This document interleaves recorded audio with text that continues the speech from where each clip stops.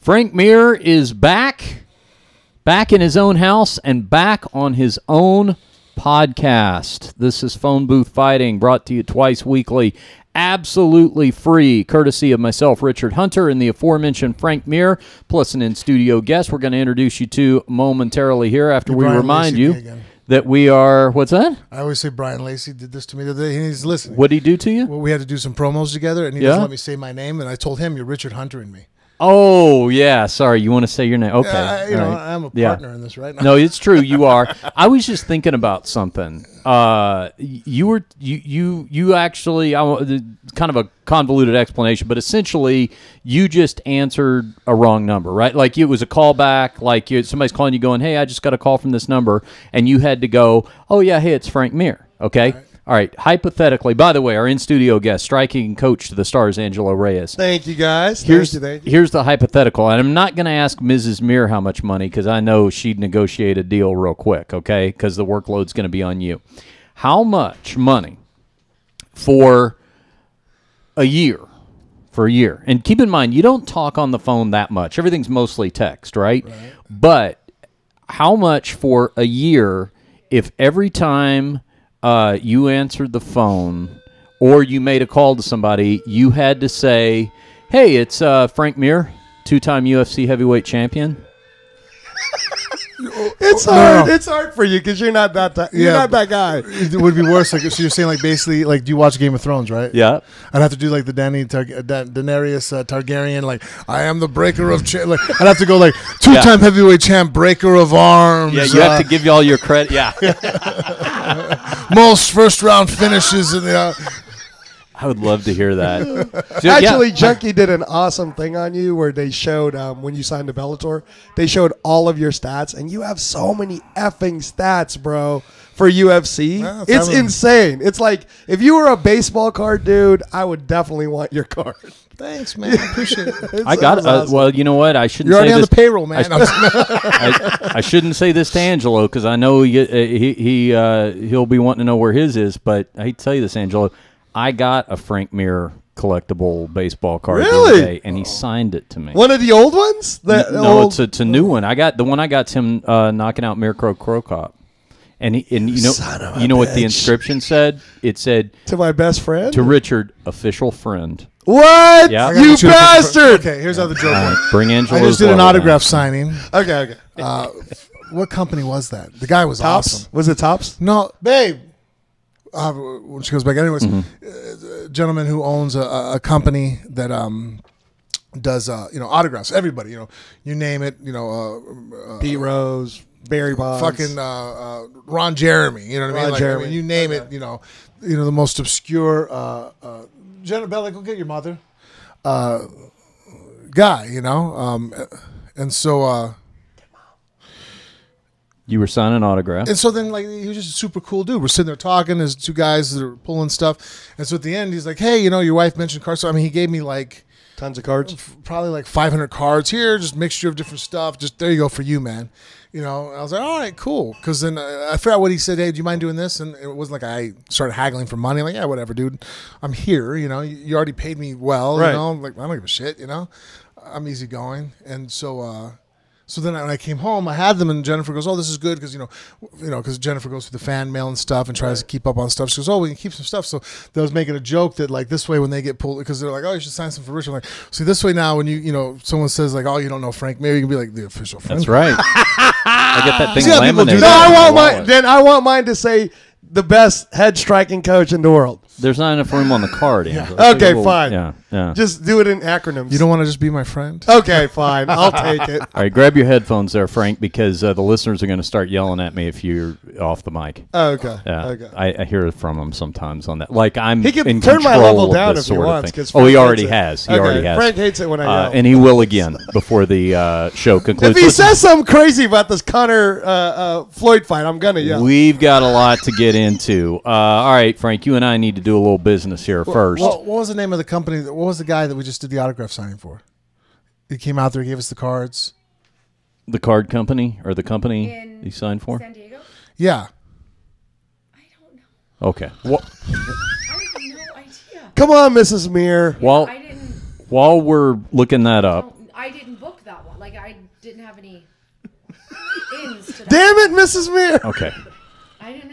Earth's Brew, the plant-based taste of Nirvana, Frank. Relaxation, fusing the best of all worlds, those being health, taste, efficiency, and experience. And I'll tell you what, well, you were gone these last couple of weeks, and I was throwing parties over here at Stately Mere Manor. All of our guests were leaving with packets of Earth's Brew in their pockets. Dan Hardy, the outlaw, he loaded up on these, took a bunch of them back to the UK. Sean Jacoby.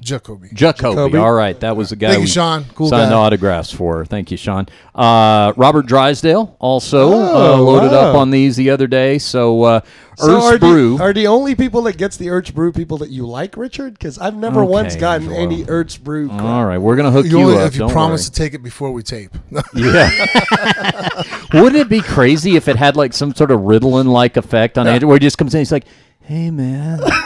It's like Adderall. Here's the thing. It's like Adderall. You know how like it's like a catch-22 with certain situations? Like I do this with Angelo all the time. Yeah. Angelo has always, every time, he talks a lot. That's why he's very good with the podcast. Long-winded. Yes. But sometimes he does that during training. But it sucks because I want to tell him sometimes, like, bro, shut up. Let's fucking, I get it. Let's go and do this. But then every once in a while I'm thinking that, then he'll say something that's really fucking like, wow, that was deep, man. That's good. All right, I understand the technique better. I had to sit through 10 minutes of fucking explanation to get that piece. It was fucking invaluable. But I'm like, how can I? I'm like, shit. I just got to sit through the 10 minutes in between rounds to figure shit out. Bro, it's like Yoda, baby. That's how I do things. That's how you keep them listening, Angelo. Listen, as a everyone also throws me. I'm like, yes. Awesome shit. Just when I was getting ready to fucking kick you in the chest. Let me tell you what, Angela, you probably missed your calling as a talk radio host because I realized over a period of years in talk radio that I built an internal clock where, kind of like as a coach, you can feel a 3-minute round or a 5-minute round, right?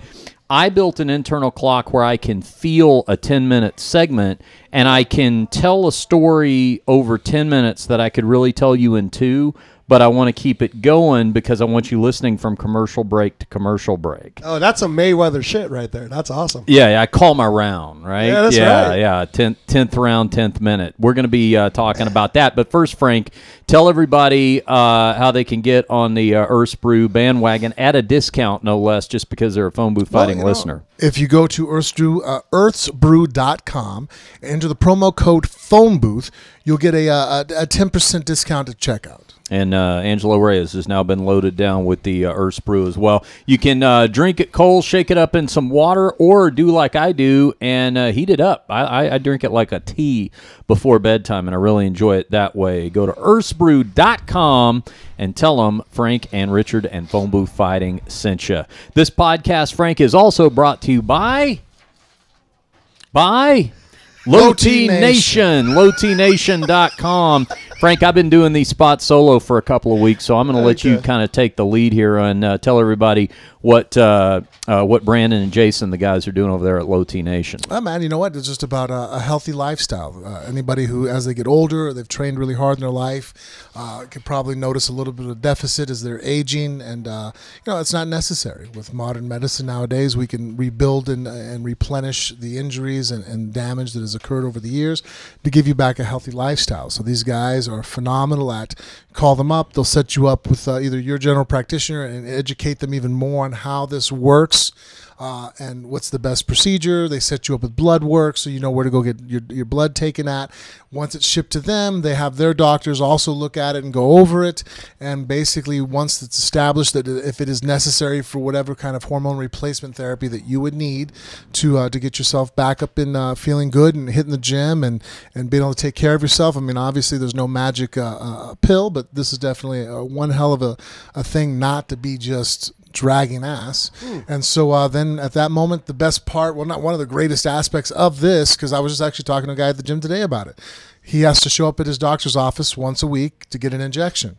Okay. That's a pain in the ass. Who wants to show up once a week, 4 times a month? You're going to miss stuff. And with hormone therapy, you can't be taking things off at different times. I mean, even a woman with a pill, she messes that up and doesn't take it at the right times. That's hormone therapy. It causes problems. So these guys drop mail in the box right to your front door, and you have everything necessary to go ahead and be healthy and administer the proper lifestyle. That would be like going to the mall when in the day and age of Amazon Prime. Why not just have it delivered right to your doorstep? LowTNation.com is the website. Phone number's right there. They can hook you up anywhere in the U.S., and Brandon will take your call. I think generally he takes the calls personally. I think he does. He tells me. Because everybody that I've sent that way, like personally, been like, hey, man, my friend Corey that I'm going to be going to Scotland with, I thought that I was being a big guy to go, let me call Brandon and make sure he personally takes your phone call. He's like, no, I'm already on the phone with him. I'm like, really? He goes, yeah, I emailed him and he got right in contact with me. I'm like, the guy that owns the company called you directly right off the bat. He goes, yeah. I'm all, well, shit, you just blew took the wind out of my sail. You know what I mean? Like, I thought I was in a, you don't have to talk to the secretary. Like, no, this guy personally goes through all his phone calls. And so, I mean, you're talking to the man himself, and who's extremely knowledgeable. And we've had him on the show, past episodes, so anybody can go back and listen and see what an immense amount of knowledge that these guys have. Why don't you call up Brandon right now and say, hey, it's Frank Mir, 2-time UFC heavyweight champion. Breaker of arms. Sleeper of Frenchmen. LowTNation.com is the website. Log on. The consultation's absolutely free. Brandon's a phone booth fighting listener just like yourself, so he's going to be happy to take your call, talk a little podcasting shop with you as well, and then find out if you're a candidate for what they have to offer. LowTNation.com. All right, Frank, speaking of the day and age of Amazon Prime, tell everybody real quick why they need to go to phoneboothfighting.com and click through that Amazon banner. Well, I mean, it's one of the easiest ways to really assist the show directly. Besides telling a friend, which we love, and it grows the show, that's huge, it's immense, it costs you nothing, but talking about something hopefully that you're as passionate about as we are. Oh, excuse me. But if you're looking to help out in any other way where you're actually giving any type of donations, instead of giving up your money nowadays, I mean, come on. I know how it is. You have kids, wife, other obligations. But basically by clicking through that banner, you're doing all the normal shopping that you would normally do, anything you need, your necessities and whatnot. But then Amazon gives us a portion of what they would have taken from you anyways. So it's pennies on the dollars, but every little bit helps. And as you can see what we're doing with the show, and eventually maybe one day Travis can say that he's not just volunteering. That's right. That's right. Right now he's just working for Real Water and Nose Brew. Travis is going to need that money because the man owes me a pretty fat dinner. Okay, we're going to hear about that. I think there was a bet. I think we had our first. It was a big bet. I think we had our first instance. He bet the coach, damn it. All right, we're going to hear about that a little bit later. Please, Trav. But phoneboothfighting.com is the website. Click through that Amazon banner to do your Amazon shopping. Does not cost you any more, but it does benefit the show with a small percentage kickback to us, and that's how we add cameras and lights and all that sort of thing that we are adding pretty much on a weekly basis now to the studio. phoneboothfighting.com. All right, Frank, let's get this show started. I have to say, here's what I thought we could do. There has been so much that has happened over the couple of weeks you've been out. What I thought I would do, we would just treat this like you were frozen, like Boba Fett did to Han Solo. Yeah. And then we thawed you out. And what I figured I'd do is I'd just go point by point and amaze you, wow you with everything that's happened since you've been frozen. And you'd be surprised how much I did have a hard time with things. Did you? Well, some of the hotels I stayed at over this past 10 days, the Wi-Fi connection, terrible. Yeah, their internet upload. There was a lot of fighters there. Everybody's not home. They're all Skyping or FaceTiming home. So it was rough. I mean, even simple things I do, like on my downtime, like some of the social, I'm not big on Instagram or Twitter or anything, but like Clash of Clans, Clash Royale. I couldn't play 9gag or Imager, the different little, Chive, different websites that go on. I'm sitting there going. Usually I go through like a picture a second. You know what I mean? Just sliding through the screen. All of a sudden, it takes like 10 minutes to download one low, you were back in AOL country. Then. It was, man. I should have heard it. Yeah, it was bad. It was really bad. All of us were just kind of angry and pissed off down in like the cafeteria area, just sitting there, just like looking at each other because we're spoiled nowadays. Like I thought about that. Like I feel almost like, wow, how did our parents do this?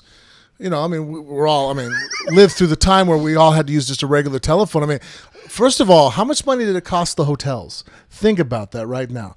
With VoIP, if you go ahead and buy, you go through where a lot of hotels give it away for free. If you don't remember, even nowadays, go to a hotel and pick that phone up and make a long distance phone call. Yeah. Right, true. It's like 4 or 5 times the amount that a normal phone call. I mean, the upsell on that thing is ridiculous. True. I mean, I think that when I worked at the Texas station, if you just dialed somebody and they picked up, it was $5.21.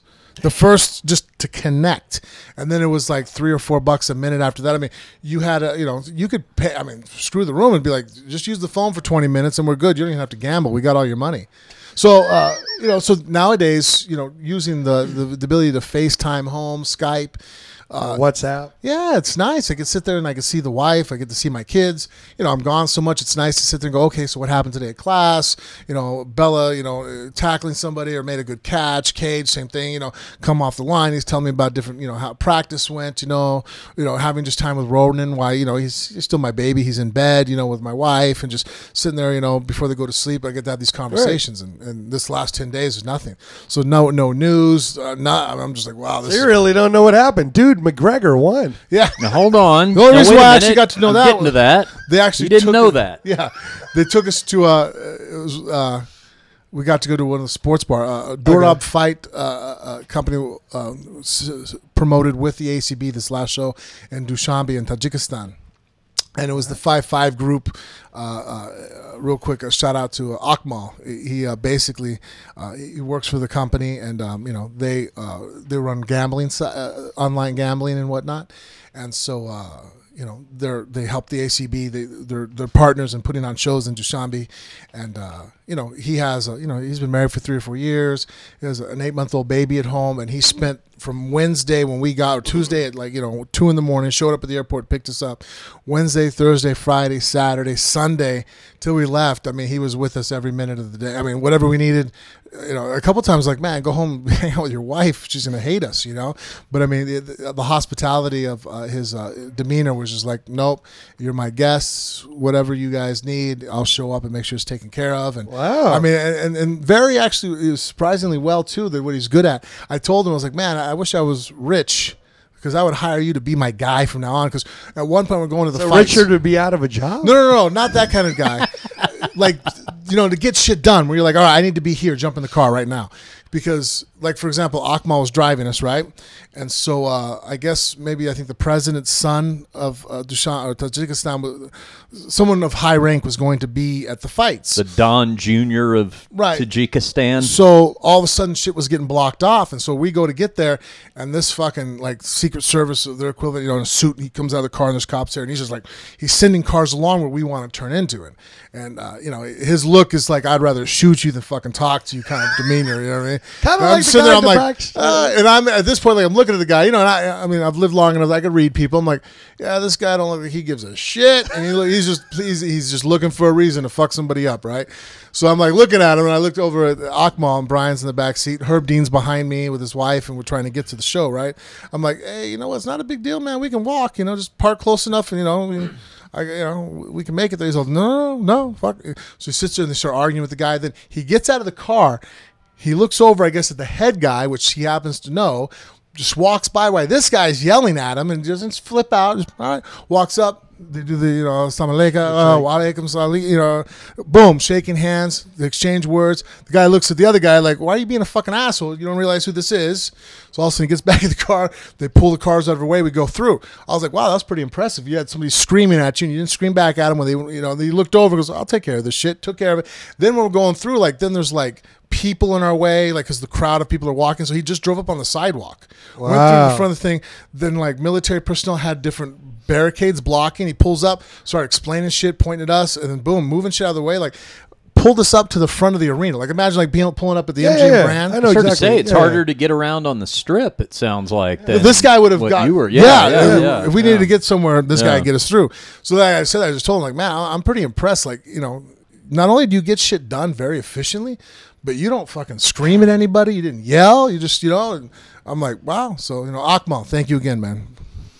Reveal number 1. Okay. For Frank Mir. Here we who go. has been out in the wilderness for the last 2 weeks.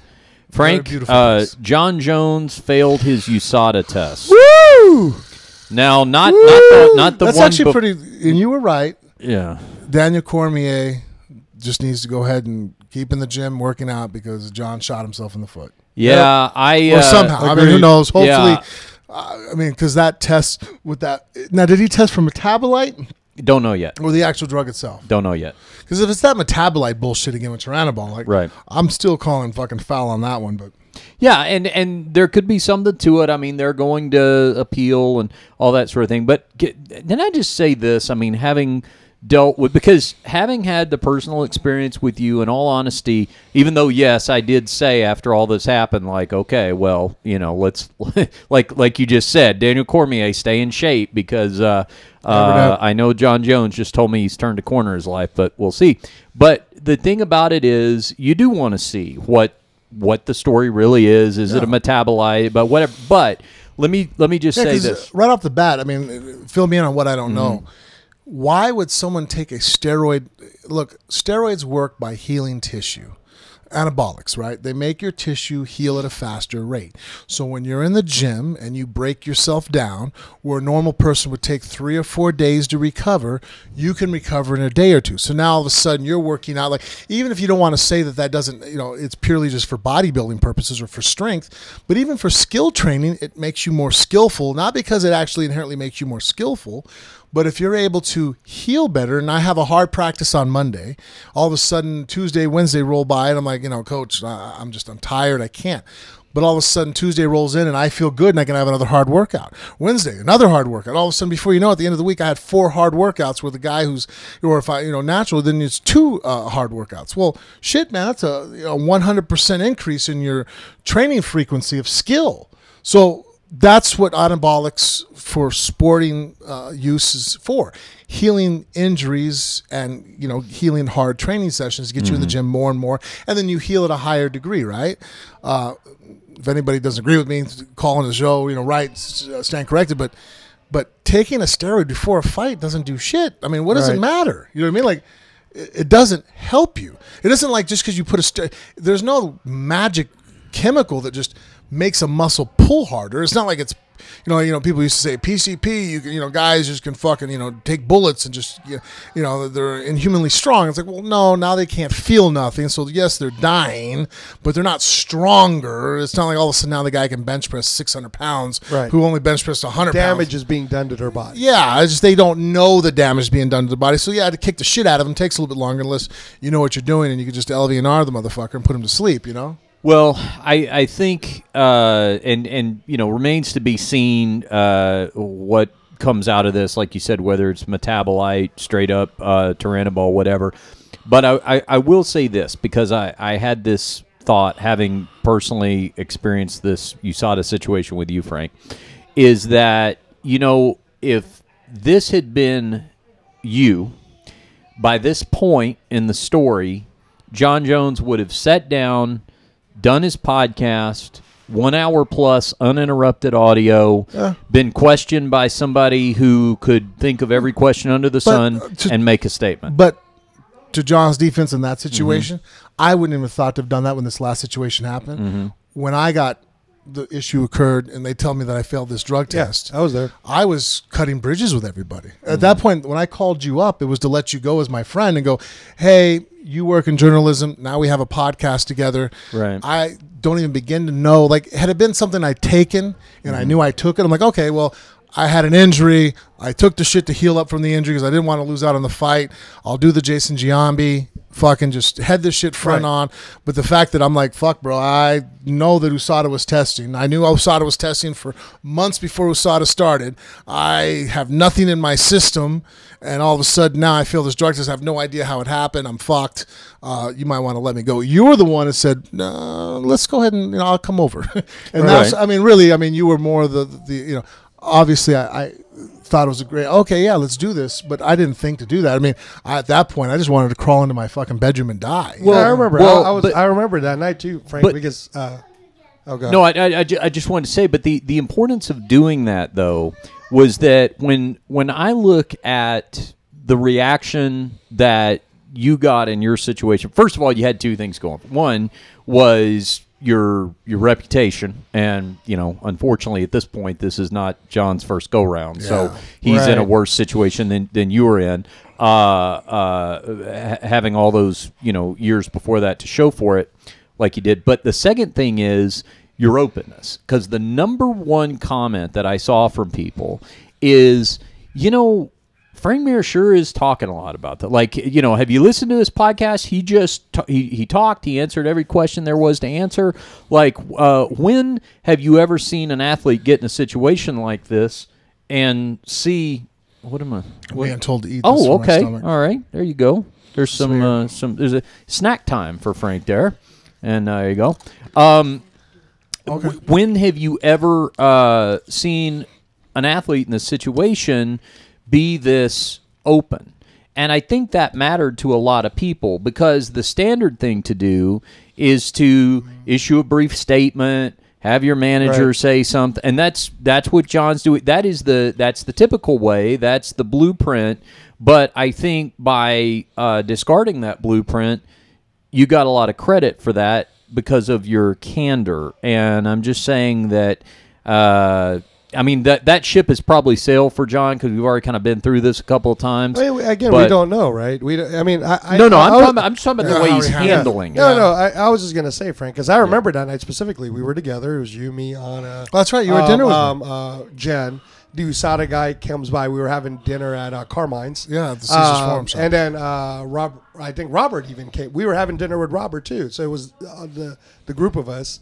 And I remember, for me, the most telling thing is you telling me, I swear to you on my children, I did not do this. And I was like, okay, I'm with you 100%. Well, and that's the truth. It was funny because I'm glad you were there. My demeanor.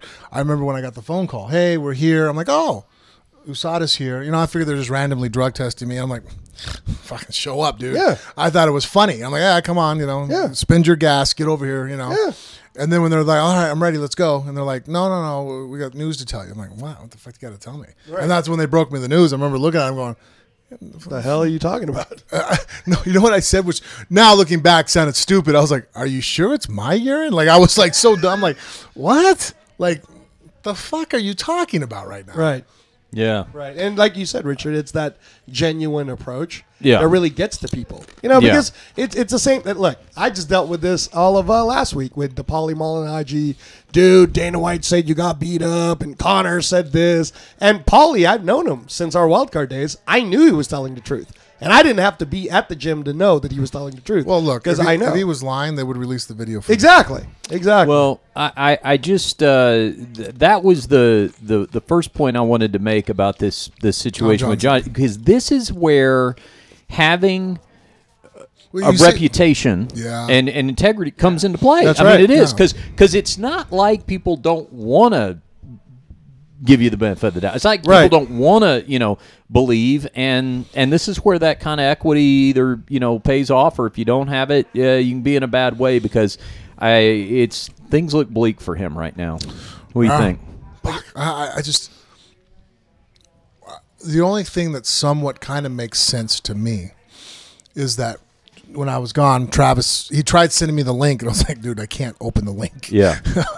You're gonna have to just paraphrase it for me. So with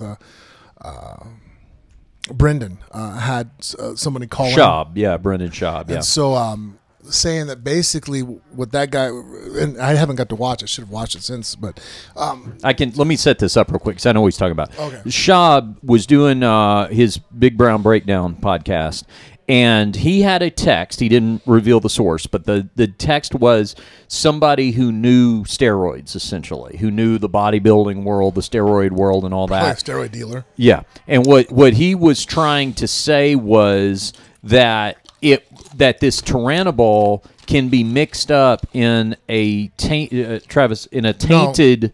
What he was trying to get a different drug. That's what I'm saying. Yeah. Yeah. Yeah. And then somehow it was tainted, right? No, that's what I'm saying. Yeah, that it was actually a different drug that he was probably trying to do for like this sudden burst of maniacal energy, and that because that's street stuff and it's not clean, that there could be Turinabol tainting it. Is that a kitchens, man. decent overview? Yeah. So basically, this guy wrote in Schaub and said that he's in the steroid world, and he claimed he knows fighters that are taking this Mybolerone.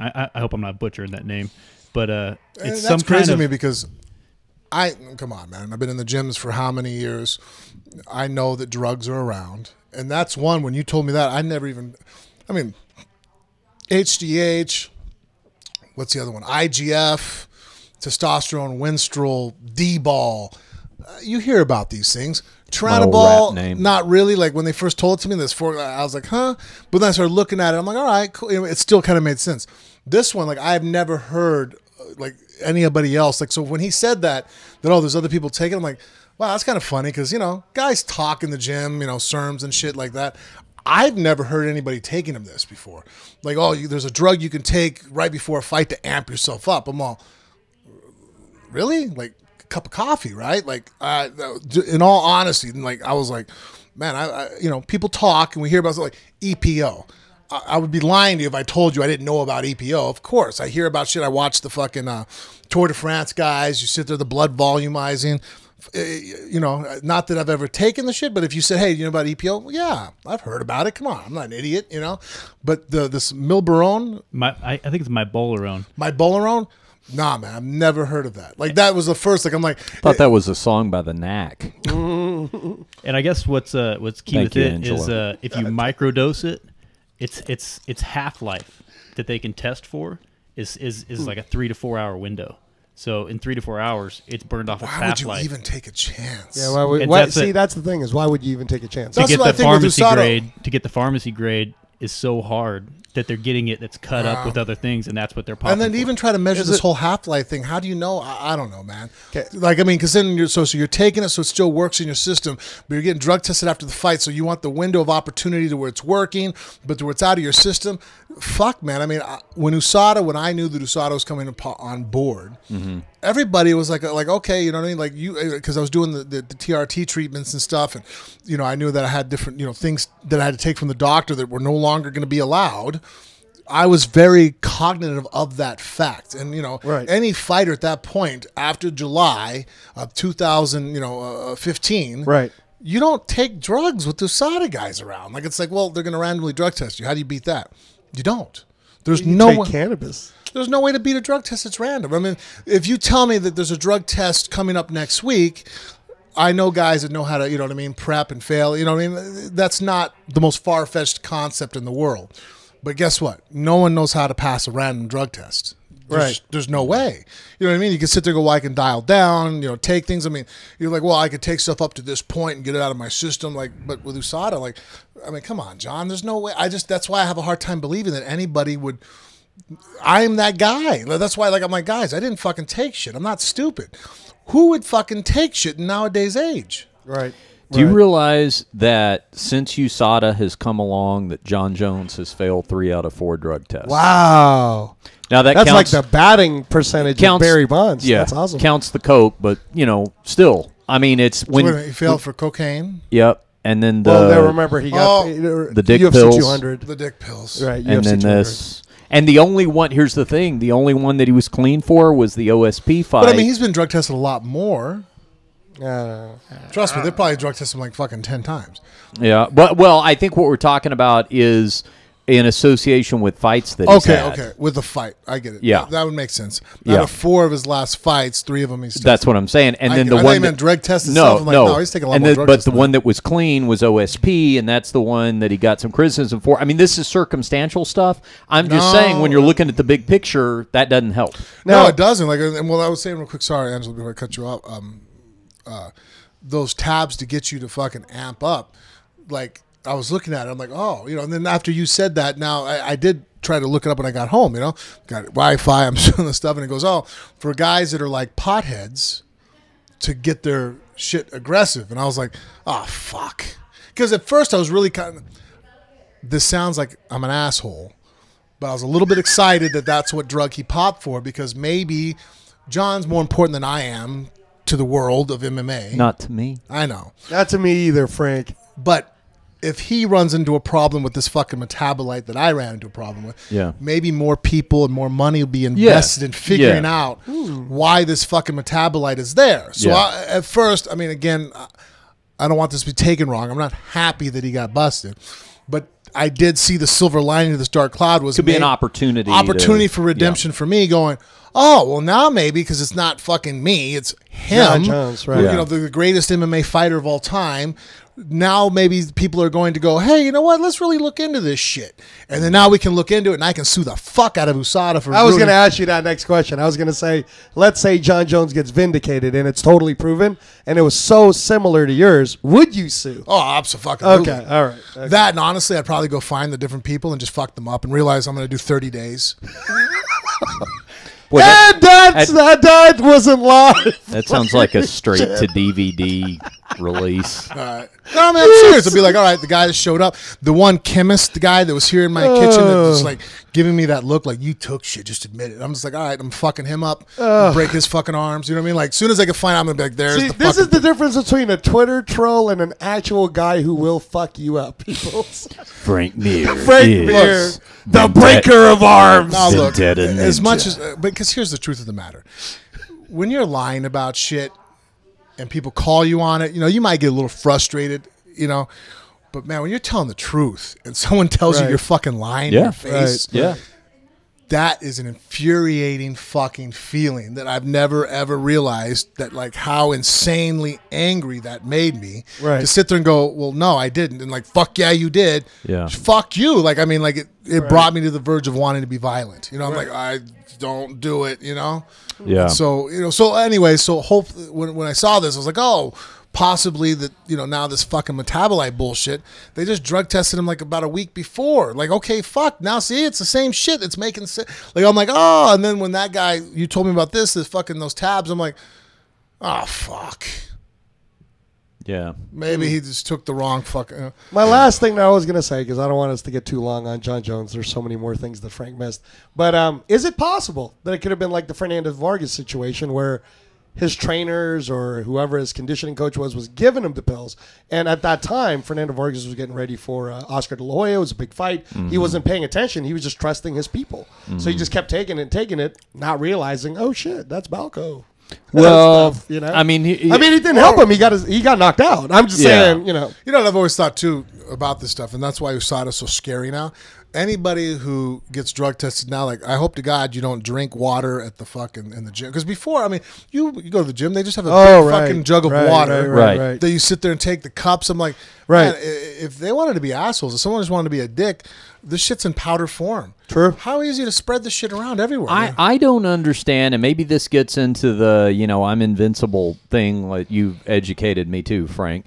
But I don't understand how in the day and age of USADA, just like, there became a niche market for guys like Mike Dolce, the weight cutting expert. Why? And I realize everybody couldn't afford him, but Jon Jones certainly could. A guy, he's the modern day beef eater. I mean, his job is, wait a second, what'd you just put in your mouth? Before that banana chip goes in your mouth, I have approved it. And it's not a group of guys, it's one guy. Like, one guy is responsible for that. And then if I get the reputation of I'm the Mike Dolce of USADA testing, no one, like no one's ever missed weight with him, no one has ever been flagged by USADA, then I build my business on that. Kind of like Stitch Duran, right? Exactly. Yes. No fighter of his has ever been stopped on a cut, I think. That's awesome. That's a fucking awesome stat, dude. I think that. But you know what I'm saying? Stitch. I mean, that's why the Klitschko's fucking flew him out to every fight. Yeah, but I mean, if you were one of the top guys, it seems like that would be a worthwhile investment. Yeah, you're right. Well, I don't know. We'll see as it goes farther along. I mean, I just don't see Jon needing anything. I don't know. I mean, if he took something that was tainted, he's not going to just have a metabolite in the system, because a metabolite is the breakdown of a chemical. Yeah. So that's the trace. It's basically like the car is the drug, a metabolite is just the wheel off the car. Right? How about and so I mean, even a small dose, he'll have a small level of Turinabol in his system, not a broken down metabolite. And how about Daniel Cormier? I mean, just like that, Cormier, although it's not been made official, probably what happens is Cormier gets the light heavyweight title back. Jon is going to be out. I mean, best case, if this thing doesn't somehow get mitigated, best case it's 2 years. Worst case it could be 4 years. It's going to depend on how they view, the first, second offense and all that, because it was for different things. But they have to view it the same. Yeah. I mean, really, they do. Because I mean, if they so it's 4 years. They can't sit there and go, okay, well, it was a different drug. Last time it was an estrogen blocker. Yeah. This time it's this. Because I mean, then we can play that game. Be like, well, it's the first time I got busted for Winstrol. Yeah. Well, this time it was D-ball. You know what I mean? Like, it's different drugs. You know what I mean? Like, I'm pretty sure it's not a continuance of going, well, if you busted for the same drug twice, it's like, well, it's offense.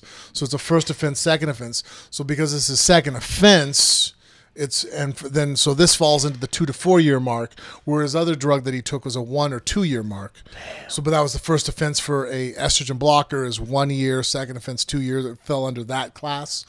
This being an anabolic agent is the 2 years first offense, 4 years second offense. Cormier could conceivably get this title back, go undefeated the rest of his career, having never lost anybody that wasn't named Jon Jones, and by the time if Jones can come back, Cormier may be long out of the sport. I mean, it's a crazy circumstance. And he's always going to have the shadow of Jon over him. Because even though, but what about this Jon now? beat him the first time. Jon beat him the second time. And Jon beat him the second time with a kick to the head. It was a skillful. I mean, you can have the detractors. I'm sure if Daniel wants, he can have the people say, well, he beat me. He was on shit.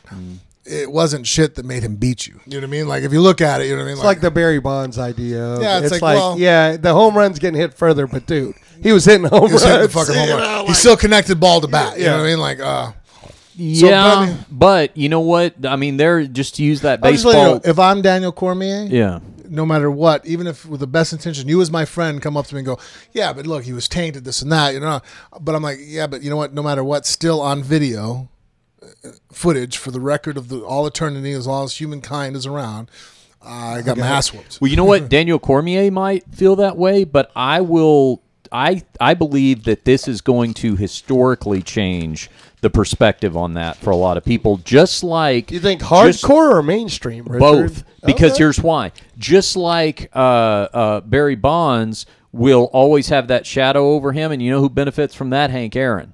Because fair play to you, sir. I mean, there's always going to be. Do people say that? Go Hank Aaron? Because I mean, if you're a hardcore, you actually do. Oh, really? Yeah, because here's the thing. I don't even think that was in a conversation. Because if right now, if you go, hey, who is the greatest home run hitter of all time? Well, Hank Aaron hit the most.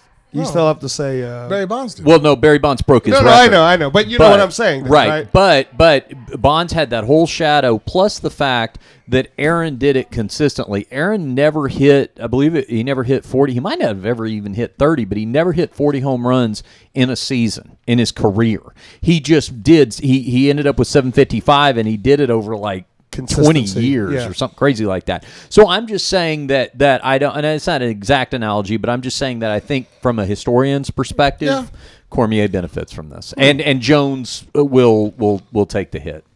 Okay, item number 2, Frank. It would have been so much better for Daniel would have beat him, and then Jon gets eliminated. Yeah, then he's living the best of both worlds. Like, okay, I beat him. I can say that I actually am the champion. I can vindicate myself. And now I don't have to worry about fucking facing Jon ever again for 4 more years.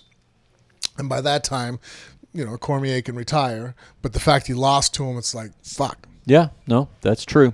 Item number 2, Frank. Conor McGregor goes 10 rounds with Floyd Mayweather before being 9.5 before being TKO'd in the 10th round. Couple of interesting items on this, by the way, before we get into your thoughts on the fight. The rumor is, and this is not confirmed, but have you heard the figure 6.5 million pay-per-views? That's what Dana White said. We don't know what it is. Via via Uriah Faber. Faber put that on it with Dana in the room on his Instagram story. It didn't start. It's funny if you watch the story when Faber plays it. This was last night at Tuesday Night Contender Series. He started recording just as Dana is saying million pay-per-view buys. So you missed the very beginning of the video clip, but then Faber flips the camera around and goes, "Can you believe that 6.5 million pay-per-view buys?" And Dana doesn't dispute it. So Faber's saying that's what he said. So first of all, if that is the case, that is the new record by a long shot because Pacquiao was 4.6 million. Yeah. Now remember, me and Kevin Ioli were just talking about this on Monday. We're waiting to see what the real figures are because in the Pacquiao-Mayweather fight, there was no online pay-per-views to count. For this fight... Is that right? You couldn't even get it online? Well, it wasn't counted. So online pay-per-views count for this one on figures. So is it possible that it breaks? It's possible. But also, while you were in the cryo chamber with Han Solo, we also heard that there was, I think, over 2.9 million... Pirates. Yeah, pirates. Yep. So I don't know if this is real. Yeah. I don't know. It's going to be a crazy number, whatever it is. Now we Robert and I talked about the fight on our last episode, but you have not had a chance to weigh in, Frank. So let me not bury. Neither have I, Richard. Right. Let me not bury the lead, Frank. Just your thoughts on the fight. What do you think? And well, I mean, I thought Conor. First, you watched it now. Yeah, I've watched it. Okay.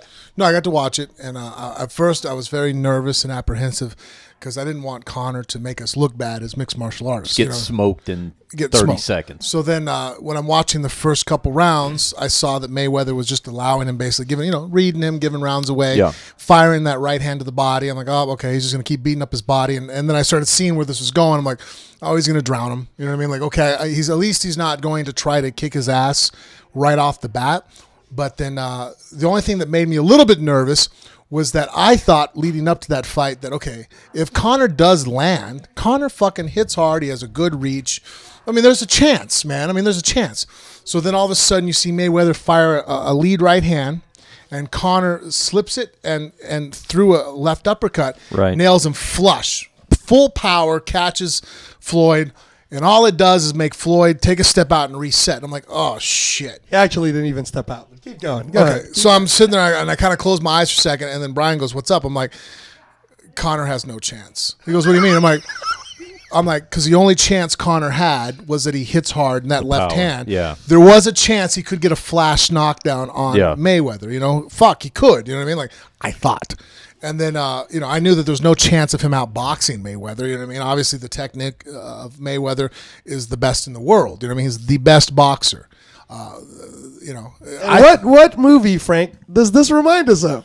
Yes, you're right. It was kind of like, you ever watched that, The Great White Hope? Great White Hype. With Peter Berg. Yeah, and Damian Wayans. Yeah. Samuel L. Jackson. So that was what went through my mind. You sit there in the White Hype, you just go out there, and this whole thing's being made out of it because he caught him also in the press conference. He knocked him out. So talking about how hard this kid hits, and he hit him in the amateurs or in the back in the Golden Glove days. And so then all of a sudden now he goes to fight the heavyweight champ. Damn, shows up fat and out of shape and sits there, and all of a sudden he really goes there. He goes, here it goes, buddy, boom, and he hits him with a shot. And all it does is piss him off. The champ, like, what the fuck? Do you not realize you really think you can win this motherfucker? And it whoops his ass.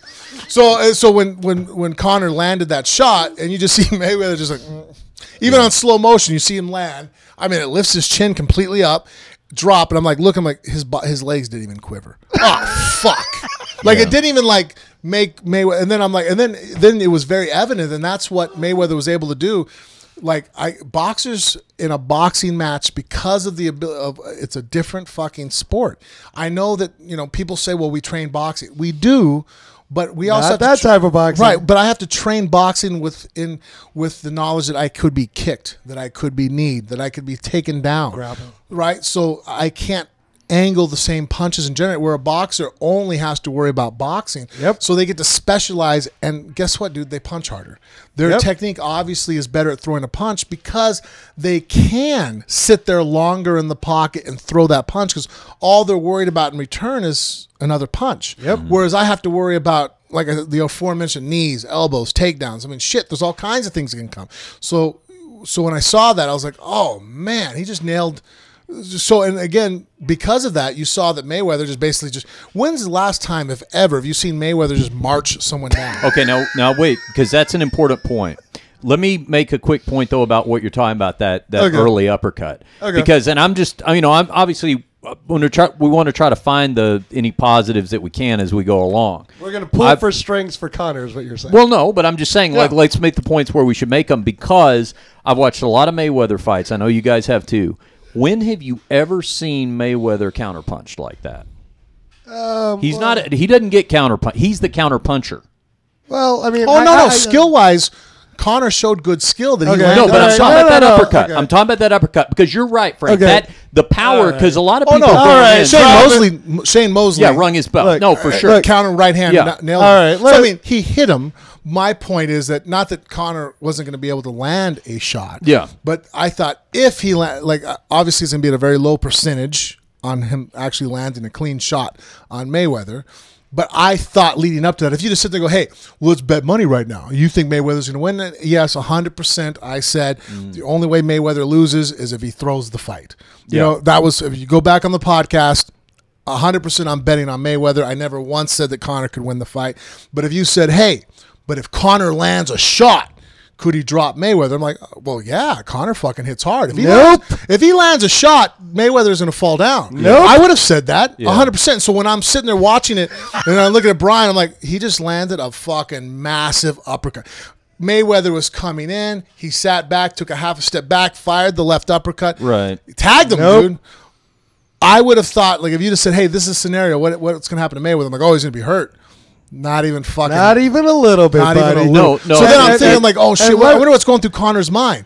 This is when Conor's at his best early on, and if the first round he can't hurt him, he's screwed. I'm like, oh, there goes. So let me say this, Richard, because again, it's not like I watched Floyd Mayweather on tape. I got to watch him train for Guerrero, for Canelo, for Medina. I was there on Wednesday, right before the fight. That's why I made the prediction I made on Yahoo. And the information, all the information people needed was Paulie Malignaggi saying, yeah, I got hit by Conor.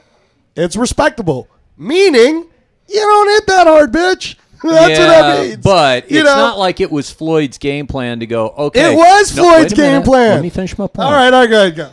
It wasn't part of Floyd's game plan to go, okay, and in the third round, I'm going to let him hit me with an uppercut as hard as he can. Okay, no, it was the first round. He never hit him again. Whenever it was. Yeah, but my point is, what I'm saying is, although Frank is right, that did answer the power question that a lot of people, and me included, I mean, I picked Floyd to win this fight, but I was just like a lot of people saying, hey, if he can land full force. Conor hits like a fucking truck. Yeah, no. I would have thought if he landed a shot on Mayweather, I'm like, oh, if he lands a clean shot, he could win. Okay, but I thought that. But now if I watch the fight, like, they could fight 3 more times. But to Conor finish, to finish the point, what I'm saying is in that moment, and it is hard to find the positive when you're going, oh, wow, he just ate his hard punch and nothing happened. At the same time. Sunday punch. I'm like, oh. No, at the same time, though, you can look at it and go, well, he did just get counterpunched. That's something that in a lot of Floyd Mayweather fights you don't see. Am I wrong about that, Angelo? Look, man. Am I wrong? Like, yes, because I'm here's wrong. the reason. Well, here's the reason why. Floyd Mayweather gets counterpunched. Here's the reason why. Here's why I want to say this. All right. Okay.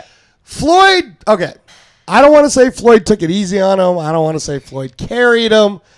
Basically, Floyd already said, I'm 2 years out of it. I'm not even in the peak of my career. I can't even say I'm the best fighter in the world anymore. I haven't fought in 2 years. Mm-hmm.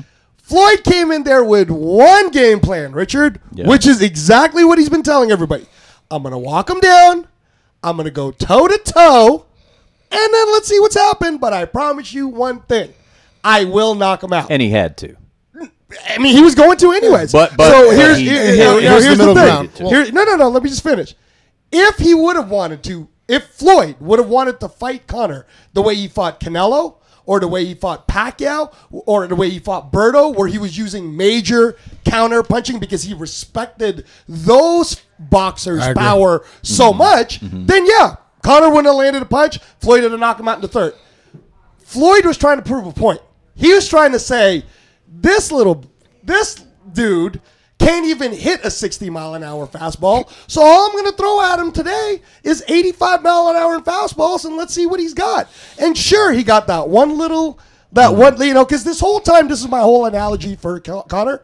Conor lives in a world where he's got a lot of yes men who's telling him, bro, you're Barry Bonds, dude. You hit home runs. When you touch him with your Mystic Mac left, you're going to knock him out. And guess what, bitch? You just found out real quick that in this world, you're a little leaguer who can't even hit a bloop single. So guess what, motherfucker? So Conor's mistake was, Jesus Christ, you're sounding like Snoop Dogg, Angelo. Angelo. Well, was Conor's mistake then having all the yes men? So he should have learned from Floyd and not had all the yes men. He should have had like a Freddie Roach or a Barry McGuigan or a Shane McGuigan. You got you on that one. No. Floyd doesn't have a bunch of yes men. He tells people what to do. To stand the diabetic guys, those twins, the juiced up stop guys. Those guys are not yes men. They're bodyguards, guys. On the punch itself.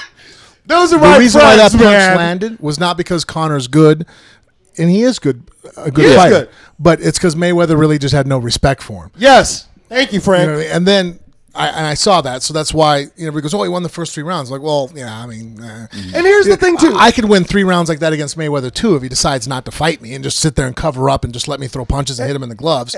But again, like I said, the one point that surprised me, I'm like, oh, if they ever fought again and did this, I'm like, holy shit, he landed his shot. You know what I mean? Like, you can't say that now. Like, if anything, like if you're a real strong Conor fan going, well, if he would land, I mean, to me, it takes all the mystery out of like. It almost kind of ruined any chance of having a second or third fight. Because if Mayweather would have just slapped the shit out of him. The power didn't translate. Yes. And it's like, Conor never landed a shot. Right. Well, what hit had he landed? I have a video right there they showed in the highlight of a full shot landing early on. It wasn't like Conor was tired. And Mayweather ran into it, I'm like, the scenario for knocking someone down was right there. It's right there. Yeah, if Canelo would have hit, Paulie said it, I've said it. If Canelo would have hit him with that uppercut, if Golovkin would have hit him with that uppercut, Errol Spence, Terrence Crawford, 100% Floyd would have been knocked down. To get Floyd credit too in an area that people don't talk about. Knocked down or wobbled.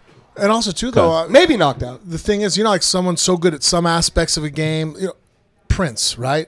No one talks about Hamed? No, Prince, the singer. Oh, okay. Right. Phenomenal linguist, right?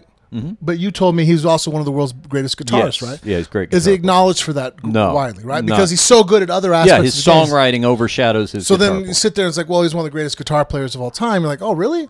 But because he's so good at so many other things. So it's kind of like Mayweather is so good at the defensive boxing that like... When he finally showed everybody the offense. And also to his chin. I'm sitting there going, shit, man, this guy's almost impossible to hit. And then when you do fucking finally land that shot, it isn't like it's not like Zab Judah. We're super fast. I'm like, yeah, but if you land on him, I mean, he's quick. He fucking moves, slick left-handed guy. But I seen him in fights where I'm like, yeah, but if you touch him on the chin. Well, Floyd broke him down. Right. Floyd broke down. Yeah, and so it was like, man, there's so many layers to this guy. Exactly. There's a reason why the guy's fucking 50-0. Exactly. Now let me ask this then, because if and I'm not doubting it. I mean, that makes sense. That this looked like a Floyd Mayweather fight in terms of early on figuring him out, that kind of stuff. And the cool thing too that we can take home from this, finishes the fight. If anybody wants to sit there and argue MMA guy versus boxer, be like, all right, well, our guy Conor, the MMA guy, prime of his career. Well, he also went more than 2 minutes, right? Let's just say, obviously, even if Mayweather, sure, right? Yeah, go ahead. You can have that one. All right.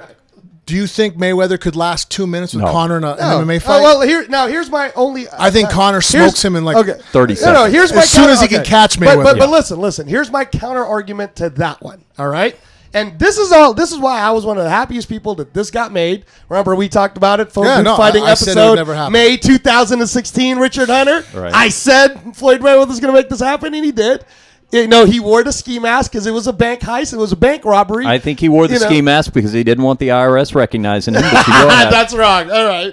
But, here's my counter argument to it, Frank. I know everybody always talks about the whole James Toney versus Randy Couture thing in an octagon.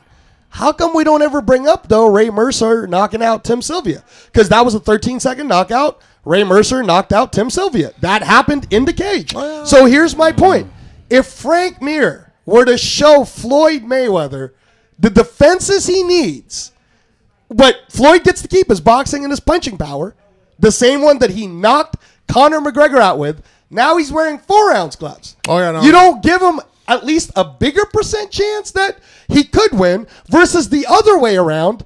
That's why we were saying Conor has 0% chance to win. You're talking about heavyweight punches, though. I Dude, mean, that look, Conor got his ass whooped, and he was getting hit by a smaller man, an older man, and a man who's not in his prime anymore. Yeah, but you know if you're I'm happy you're- Conor didn't embarrass us. He did a Yeah. good job. That's true. You know what I mean? Like he didn't look lost. You know what I mean? Like, Yeah, he but for $100 switch million, steps. Frank, would you have not? Oh no, you I don't know what I'm respect him saying? for fucking taking the fight. Yeah. I envy him for taking the fight. Yeah, because you would do it, right? I would fight the 1988 version of fucking Mike Tyson, clone him, put two of them in there with fucking no gloves, and just wrap their hands for that amount of money. You know what? Come on, man. Your wife was even more hardcore than that. Okay, what did she we say? had that conversation. What did she say? You know, What did for Mrs. $100 Mears million, say? I wanna she goes- know. She goes, for $100 million, I'd let him punch me and every one of the kids. Ronan was standing there, his eyes got big. He's Oh like, my gosh! hope that's not Wow. Yeah, no. Sounds So like we said they Jedi. go, well, you know, he's brave for taking it. I'm all, no, the motherfucker's a marketing genius. Yes. Yeah. Conor Yes. McGregor made this happen. Even, I mean, he pulled like the fucking Donald Trump of MMA because even the UFC people were not on his fucking side. Dana said, I don't want this to happen. You Right. ask me, I'm like, hey, when we had this conversation, I'm like, dude, it'll never happen. There's too many fucking moving parts. There's too many people with their hand out going, no, if I don't get control, I want the lion's share. Fucking Conor made this shit happen. Before even Mayweather made it happen, Conor made it happen. And Conor's also the more entertaining guy before the fight. Honestly, Conor is the marketing. The reason why, look, Mayweather was in the first fucking fight that only made 4.6, right? It made a lot of money, Frank. I understand that, but it made more money this time. We're gonna find out. We don't know the truth But I yet. understand, but I'm just saying, look, man, I'd be very surprised if we find out this did make more money than Pacquiao. Hey, I Frank, wouldn't be that surprised. you know how I know that this fight's going to make more money? Okay. Because people like my parents out on the farm in the middle of nowhere bought this fight. Did they really? Yep. Travis. And they were texting me. My mom said, so I got to watch other fights before the one fight? They were going to pay $100 Really? for one fight. That's awesome. That's how you know they reached out No, and touched this the is, people. I mean, come Did on. you tell him you lost your bet to me? I did not. Well, hey, you know what? We're Let's getting take, to that in a no, second. let's take another bet then. I think you should bet, and I stand behind you on this one, bro. Bet that this beat Pacquiao, because I'm pretty positive. I mean, I would be very like, no shit, really? If all of a sudden this did not beat. And again, it's because fucking Conor, dude, the guy's out of a fucking movie. Like, his marketing, like, he's on the level, like, outside the ring of, like, he has Muhammad Ali beat at this shit. Like, He's Dwayne Johnson. He's The Rock. but he lives it and does it for real. Like, up on stage, even at the fucking weigh-ins, like the way he fucking moves, it's a man afraid. Fuck, I'm like, dude, that dude's a fucking man, dude. Like, Conor, like, obviously I know fighting, and I know that, well, he doesn't have a fucking rat's chance in hell, you know, snowball's chance in hell of winning, but goddamn, he has me fucking sometimes, you know what I mean? Like, almost as mesmerized as Dana. They're going, well, if you talk to him, well, maybe, but yeah, that dude is fucking like impressive marketing like nobody else. Okay. He is number one. Like I said before, Yeah. like, oh, Chael's better. Not fucking Conor is the number one marketing fucking machine in the world. And Okay. I think he's number one at losing. No, thank you. Yeah, Yes, okay, yes, good because point. Because when he lost to Nate Diaz, he did bounce back. No, but he knows And he he handles knows it how to deal with it. That's what it is. Yeah. Because in his loss, Great he'll- composure in defeat. and he'll give you the analysis of it. Well, this happened, and I saw this, and I saw that. You're absolutely right, Travis. It is, and it's not the first time we've seen it out of him. Yeah. It's like it's how he remains a superstar. Like, it's one thing to and it's a feat in and of itself to market yourself up to that point. Well, and you but don't- then what happens when you lose and you come back bigger Well, than because if ever? you see somebody break down, it's like, wow, you really got your ass kicked. Whereas if somebody just beats you and you sit there and go, oh, yeah, you beat me. It's kind of like, yeah, you beat him, but you didn't fuck him up. Like the way Daniel Cormier handled the fight.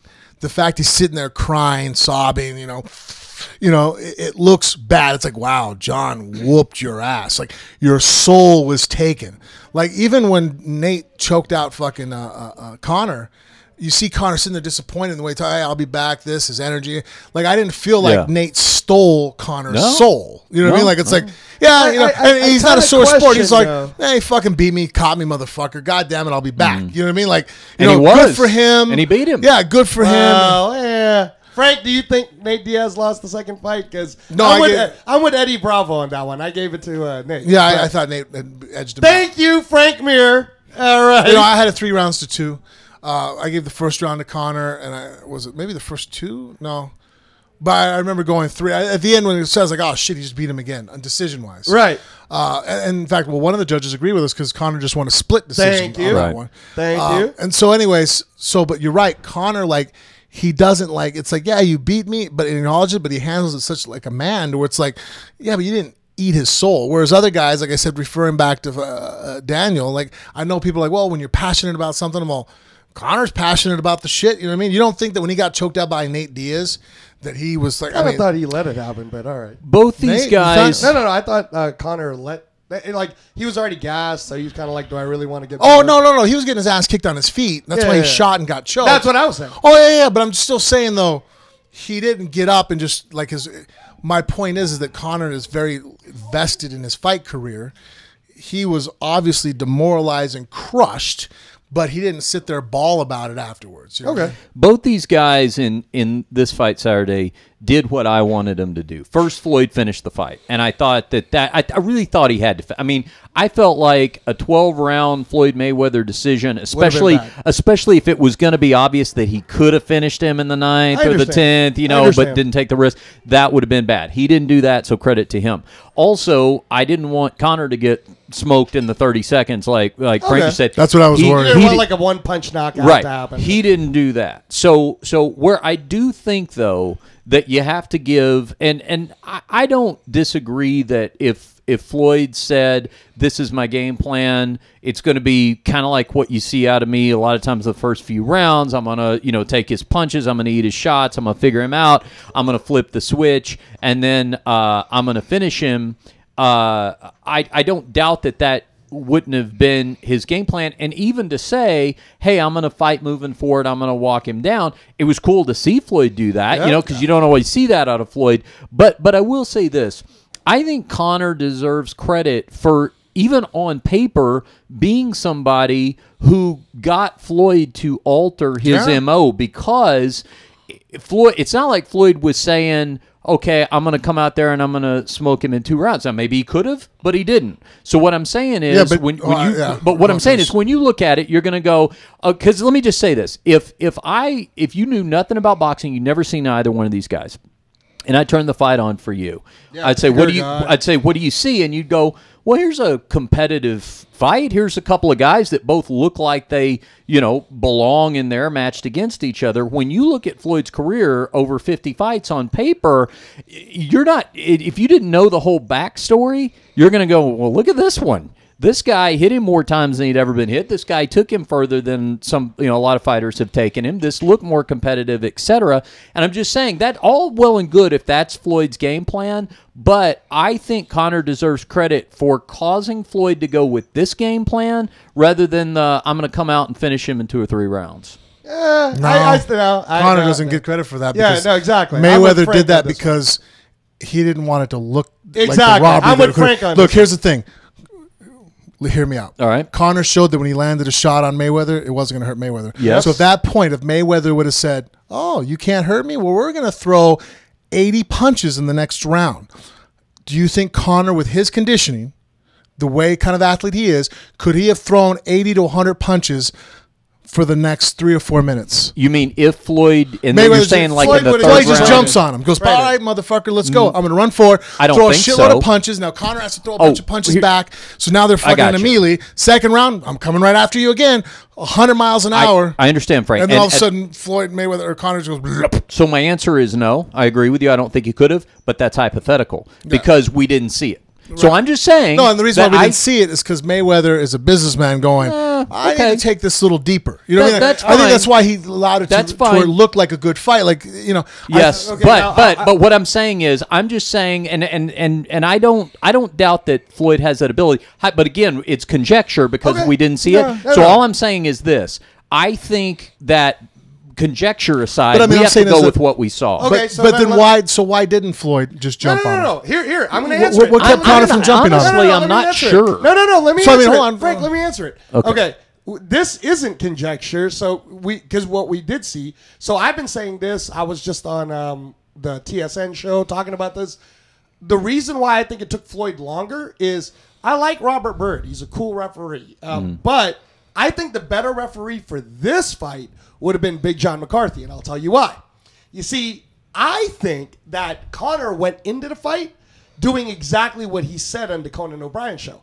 He said, there's many different ways to beat Floyd Mayweather in the ring, but boxing isn't one of them. So what was his game plan? He stuck with his MMA coaches, and during the fight, he was doing MMA moves. He tried to take the back. He actually went for a takedown towards the cage. He put him on a guillotine in the fifth. He pushed his head down. I thought that was weird. He was hitting him in the back of the head. Now, wait, hear me out. If Big John McCarthy was the ref, he would have recognized every single one of those MMA moves, and he would have said to Conor, "Bro, this is the second round. You've been doing it for the last 6 minutes. I was surprised. So listen to me. I am going to take a point away coming into this next third round. At which point he would have had to just fight straight up pugilism style, and he would have gotten his ass knocked out even quicker. But no, he wouldn't, because Mayweather still would have pulled back. But the thing about because that's the thing that I was saying before he jumped on there.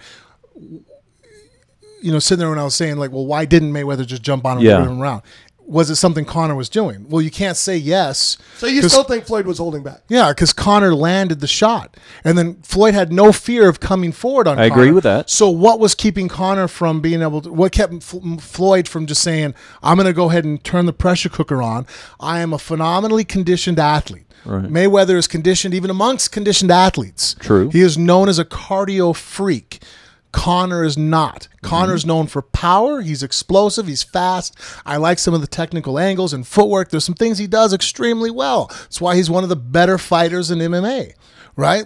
But there was nothing he could do to keep Mayweather off of him. Yeah. So if he couldn't, the only reason why Mayweather only came forward, like here, watch the fight again. 5th, 6th round, Mayweather slipping shots, almost laughing at him, letting Conor throw. He was. It was now, like he was if Mayweather would slip that shot on Canelo, he would have slipped, boom, and hit him. All right, bitch, That's take true. this, That's slip, true. boom, take that, boom, Right. take this.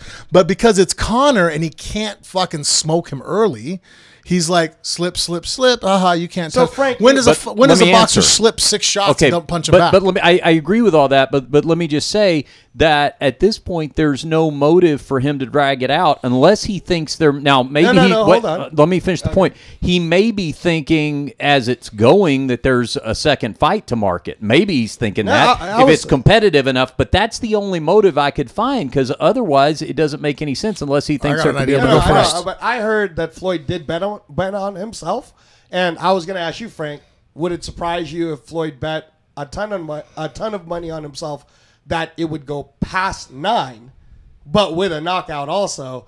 Because it's when I looked at the odds, it was plus 300 if it goes past 9. Yeah. And then knockout 10, 11, and 12 was like 20 to 1.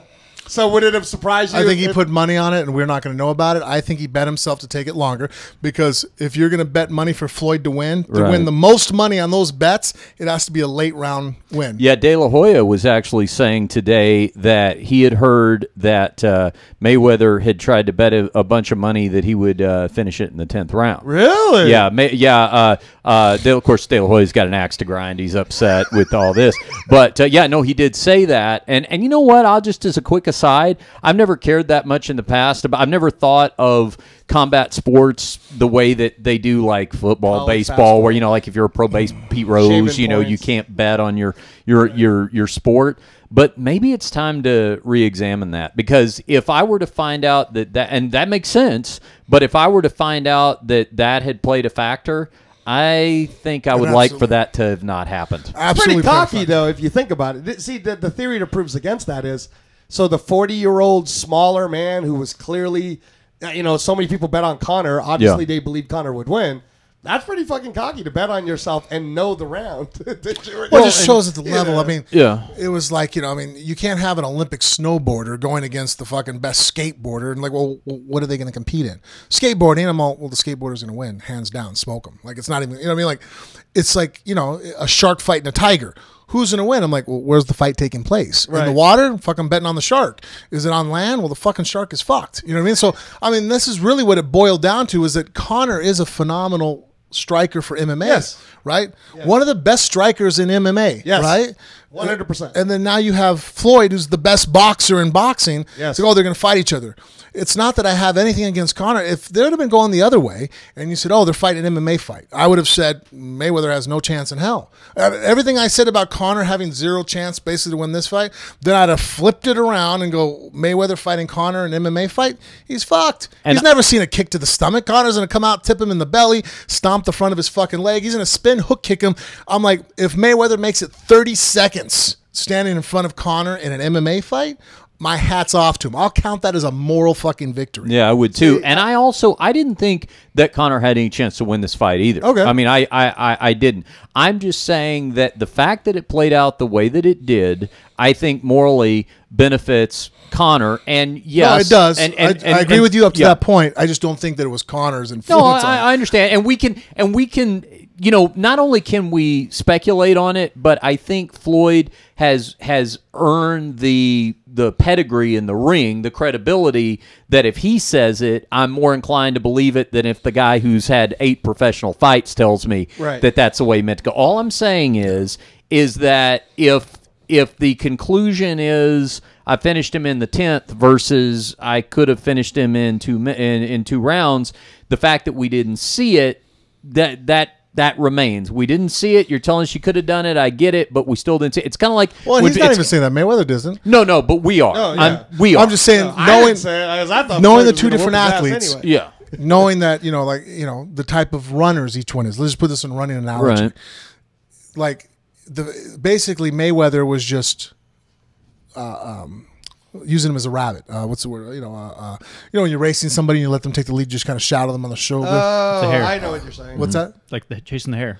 Yeah, fuck, there's an analogy in racing when you just sit there and you let the guy that run. You're using him as a pace car. Yeah, you're just pacing him. You know what I mean? So you're pacing the guy. If you you can tell where the collective cardio on this quartet is. We're all going. It's a track analogy. It's racing. But when you run, you're running a lot. But my thing is that the only reason I would have thought Mayweather didn't jump on him early was because of power, right? Yeah. Well, he doesn't want to jump on him early because if he does land a shot, my point is that shot got landed, and I thought it was even worse. To me, it was one of those things that like, oh, that actually is fucking Conor. Because before that, at least there was the idea that, even Mayweather couldn't have been 100% sure how hard Conor hits. So it's one of those things where like, well, fuck, if I, and then all of a sudden Mayweather's like, well, shit, I don't know. All of a sudden it goes, wham, how'd that feel? Not that bad. Oh, shit, that's all you have? I can imagine that's what Mayweather's thinking in his head is like, oh, that's how hard you hit, huh? Yeah. Well, guess what? Those aren't 4-ounce gloves. And I'm still standing here. You didn't even wobble me. You know what I mean? So now it's like, at that point, if Mayweather was like, I'm going to knock this motherfucker out in 3 minutes, all he had to do was turn up the volume. Conor did not have the power to his chin ratio to hurt Mayweather. So that's how he would have kept Mayweather off him, is power, not technique. So now you don't have power to keep this guy off of you. He can just run you down like he did the rest of the rounds from about the 5th or 6th round on. Why didn't he? So to me, I just sit there and go, well, that's because Mayweather chose not to. He chose to carry this longer. This might be a technique question for Angelo. All right. Is there a difference in when we talk about power translating or not translating? I understand the glove size is different. But in terms of the way the actual shot is thrown, as a boxer, are you able to commit more power to a shot where you're not having to worry about kicks or takedowns or that sort of thing? Yes. Okay, so Conor is an MMA fighter. Frank is an MMA fighter. You're still throwing with power. And you know what? Frank, I also Frank, too. you have Hold on on the gloves, real fast. Yeah. I also think this proves a point that I've always suspected. Because when I worked at the club, people hit me before, and I've never even so much been wobbled. And then I've been hit now with real boxers and sparring, where I'm like, wow, that hurts. Nothing to me has ever felt like the punches I've taken in an MMA fight, because I think that it's unrealistic now. Now I'm a firm believer that the fact that they let us wrap our hands like a boxer, so my hand is reinforced. It's a fucking brick now. Who wraps your hands? You do. And then I put a little tiny fucking 4-ounce glove padding on the backside of my hand. Yep. It's not even on my fucking knuckles. Yep. That's why you see guys in our sport, you just touch them and people fall down. It doesn't take a lot to hurt somebody in an MMA fight. Yeah. To where it's like, wow, if we actually wore boxing gloves or we were bare knuckle, all the strikers would actually have a much harder time, because it's almost unrealistic how hard we hit. because of the amount of wrap that we have compared to padding. Now, and I want to talk about this too, because this is a direct example I've been using on a lot of my interviews. Well, I use and then hold on, let me finish this real fast. So that makes me wonder if Conor in the sport of MMA looks like he hits like a horse, right? Imagine if one of the guys that is known to hit fucking hard, you know, like imagine if Canelo actually, who's known, you know, as somebody, his left Golovkin, his jab, you know, I'm like, holy shit! If you would have put a 4-ounce glove on one of these guys, they'd kill. You better fucking crab walk over to them. You know what I mean? Like, because they're fucking killing people with a 10-ounce glove on. You put a 4-ounce glove on that guy, it might actually be illegal. You might have to sit there and go, fuck no, you know? And that's my argument about how if Floyd did go in the ring or in the octagon, there still is the chance. Yeah, but then let me say but this. I could then coach Conor and be like, all right, man, just get within kicking distance, you. do a fucking front roll.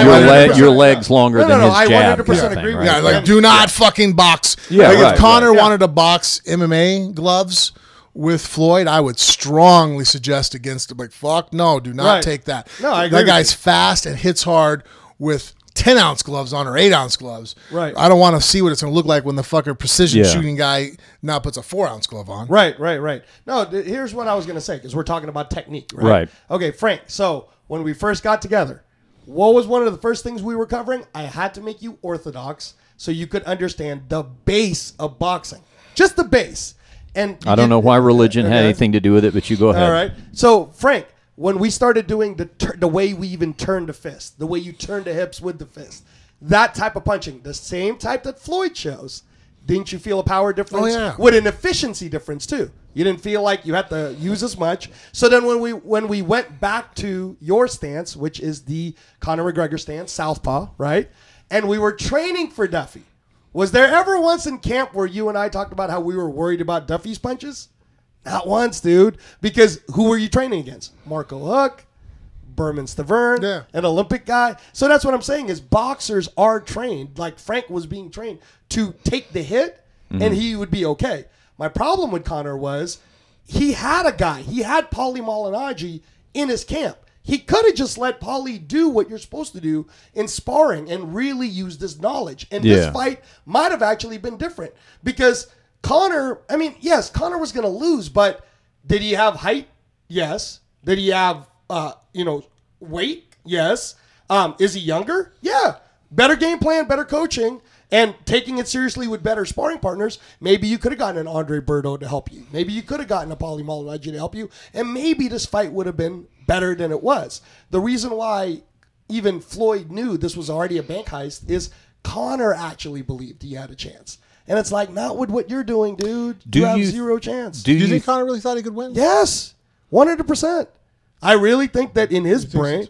Yes, right, Travis? Wow. Did that look like a man? But Conor's such a smart guy. I mean, you see how well he does. I know, but how many yes men? Like, Frank, you know this, right? When you have everybody telling you you're amazing. But he's still, I don't know what I think? I got to think he understood that, okay, my chance of winning is to land a good shot. And then when that happened, it's like, oh, shit, you know? I think it's a combination of both with Conor. I don't think the issue is yes men, although I agree with you. I'm sure he has plenty of them. Yes. But here's what I think it is with Conor. I think Conor is so supremely confident that he can convince himself he will do something. Yes. But when he can't do it, it's okay. He doesn't let it break him. He moves on to the next big thing he thinks he's going to do. Okay, I think fair. that's a skill. Fair. I think that's an amazing balance he's able to strike. It's almost like a wall, right? Yep. Richard, where he could be like, I'm the greatest. Okay, I lost. That's okay. I'll bounce back. That's right. It's like claiming Barack Obama wasn't born in the U.S. for 6 years, and then as soon as that jig is up, you're like, I got a new thing I'm going to sell you. Let me tell you about a new thing I got going. What else we got here? So, hey, do you think, Angelo, before we wrap up on that, do you think that Conor fights Paulie Malignaggi now? Yes. Yeah. And okay, now we're gonna. This is what is today. It's By August. the way, I did that strategically because I have to run to the bathroom real quick. So I'm going to let Angelo. Well, then no, we'll take a break. You both want to leave? Should we both leave? Should we actually, for the first time ever, turn our podcast? You guys are terrible. No. Here's what we can do, Angelo. We are going to give you. I'm going to tee you up. The question is, will Conor fight Paulie Malignaggi? You take it for a couple of minutes. You guys let us run to the bathroom. Yeah, you're still going to be talking. It'll be good, and then we'll jump in at the end. I'm going to use Travis. Travis, are you leaving? Travis, bro, you lost the bet. Are you leaving or are you staying? Let them out. Okay, go. All right. So here's the reasons why to the phone booth fighting listeners who are listening to this rant right now why the Paulie Malignaggi fight will happen. Travis, put on those earphones so you can listen to this. I'm back. All right. In May of 2016, I told Frank and Richard there's totally this whole Mayweather-McGregor fight's going to happen. They were like, bro, you're crazy. Fight's never going to happen. So here I am now on August of 2017, Travis, letting you know that Malignaggi-McGregor will happen. Barclays Center, March, St. Patrick's Day. Coach Stradamus is saying it to you right now, Travis. The reason why is, why would Conor go back, now that he's a free agent, go back to the UFC, man, and make less money? When he actually can make more money, a bigger cut, he would get A-side money to go fight Paulie Malignaggi, who's a retired broadcast analyst who's not even actively boxing anymore. And the window of time is so close that right now Conor is suspended till, I think, mid-October. So he would start training again, let's say November. He could do a training camp starting after the new year in January, be ready for a March boxing match. But if he goes back to the octagon in December and decides to fight winner of Tony Ferguson or Kevin Lee, or decides to do a third fight with Nate Diaz, what if he loses, Travis? What if he loses to those guys? Now the legacy of the two-time champion just lost, and he just got beat up by Floyd. Now he lost to Diaz. And again, the money, I don't know, man. I think right now Conor has made himself such a great boxing pay-per-view draw that people would actually be interested to watch him box again. So if he boxes again, he gets a bigger cut on the pay-per-view. Dana White's already said it's so easy to deal with Al Heyman and the whole group. Al Heyman would negotiate it again. Paulie Malignaggi versus McGregor. I mean, am I wrong here, Travis? No, I agree with you. And so the next couple things I'll say, I can't claim as my own thoughts because I listen to so many podcasts. That, you know, it's a collection of everything that I hear. And I agree with everything you're saying. I think he's only got 2 legitimate fights left, and I think he needs to leave. Paulie and the Nate trilogy, and call it a day. And that's it, right? Because those are the only 2 real big, if we're going to use the term money fights, left. Because what's left for him at 155? I don't know, dude. Killers. Yeah, killers, legit for sure. Killers that hardly anybody knows. Right. I know him. You know him. Yes. The hardcore fans know him. Yes. Tony Ferguson. Yeah, amazing. But he's not a good fight for him. Yeah, not a good fight for Conor. And not a draw. Not a draw. Khabib can't make the weight right now. True. He's a huge and Kevin Lee would be a killer, dude. If Kevin Lee makes another killer. Who knows who he is? I know who he is. I know who he is. Does the rest of America? You're right. Right. See, Travis is good at this stuff. Richard, we don't need you. Get out of here, Richard Hunter. This is going to be phone booth fighting Travis and Angelo edition. No, but that's the way I feel about it. Great job, man. I didn't even miss anything because I could hear the whole thing while I was in the bathroom. For him to leave like a real prolific mark on the sport, a Paulie fight, a Nate trilogy, and call it a day. Right. I agree with you, Travis. Let it be a myth. You yes. know what I mean?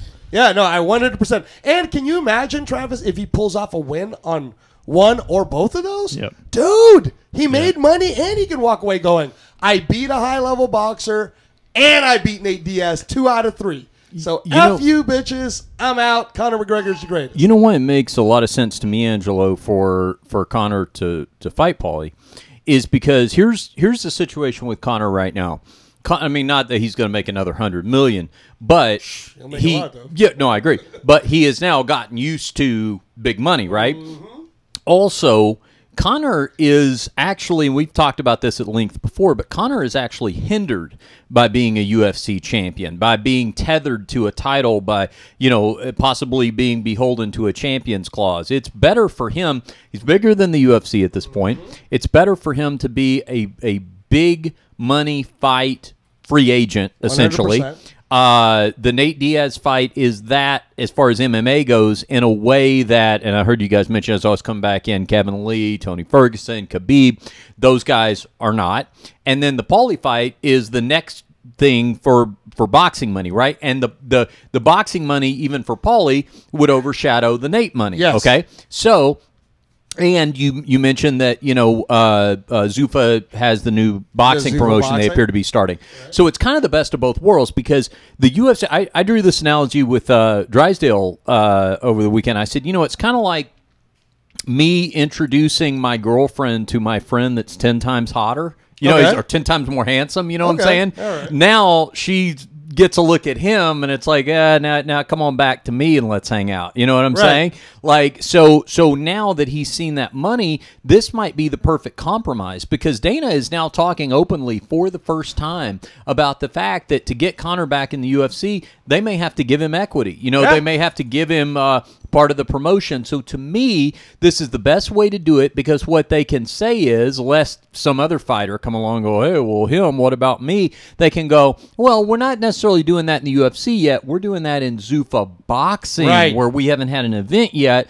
He can be the face of Zuffa Boxing and we'll make the money over there and that buys him a little time. That makes Conor happy with the money. And then, maybe the deal is, hey, okay, let's do a Zuffa Boxing match with Paulie, but then you're gonna come back and fight Nate over in UFC, right? Sure, I mean, they can work all that out. Does that make sense? I 100% agree with you. And again, how many times has Dana White already said it was so easy to put this together? It was so easy to put this together. These guys are professionals. Here's my point about why Paulie's gonna happen. Paulie's not looking for A-side money. He just wants to punch Conor in the mouth. For real, because he disrespected Paulie. So now it's going to really be easy to do negotiations like, hey, Paulie, are you happy with this much money? Yep, I don't care. Because Paulie already just said today on the Colin Cowherd, the Herd Show, he said, I'll do a winner-take-all against Conor. I'm that confident that I'll stop him. Yeah. So now mainstream people are talking about it, Richard. Dana makes more money if it's a pay-per-view.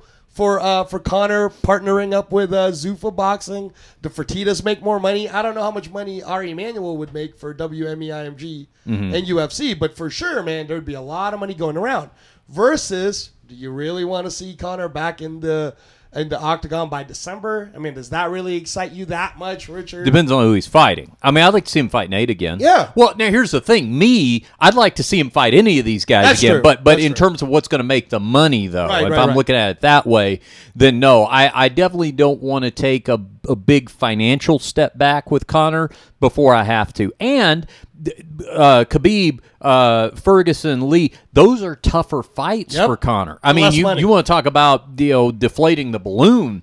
I mean, those are riskier fights for Conor as opposed to a trilogy fight against Nate. Because even if he were to lose to Nate again, he's still beaten him once. So it's a trilogy. No, I'm saying the record's that's what it is. So when you look at it, you're like, oh, it's not like a Cormier Jones glass ceiling kind of thing. You're like, oh, legendary trilogy, but he's still got that star power, so that makes a lot more sense. Now, remember, Paulie has money. Paulie has talked about how he already has money. So who do you think would be willing to accept less money? Nate Diaz to fight Conor McGregor or Paulie Malignaggi who just wants to punch him in the mouth?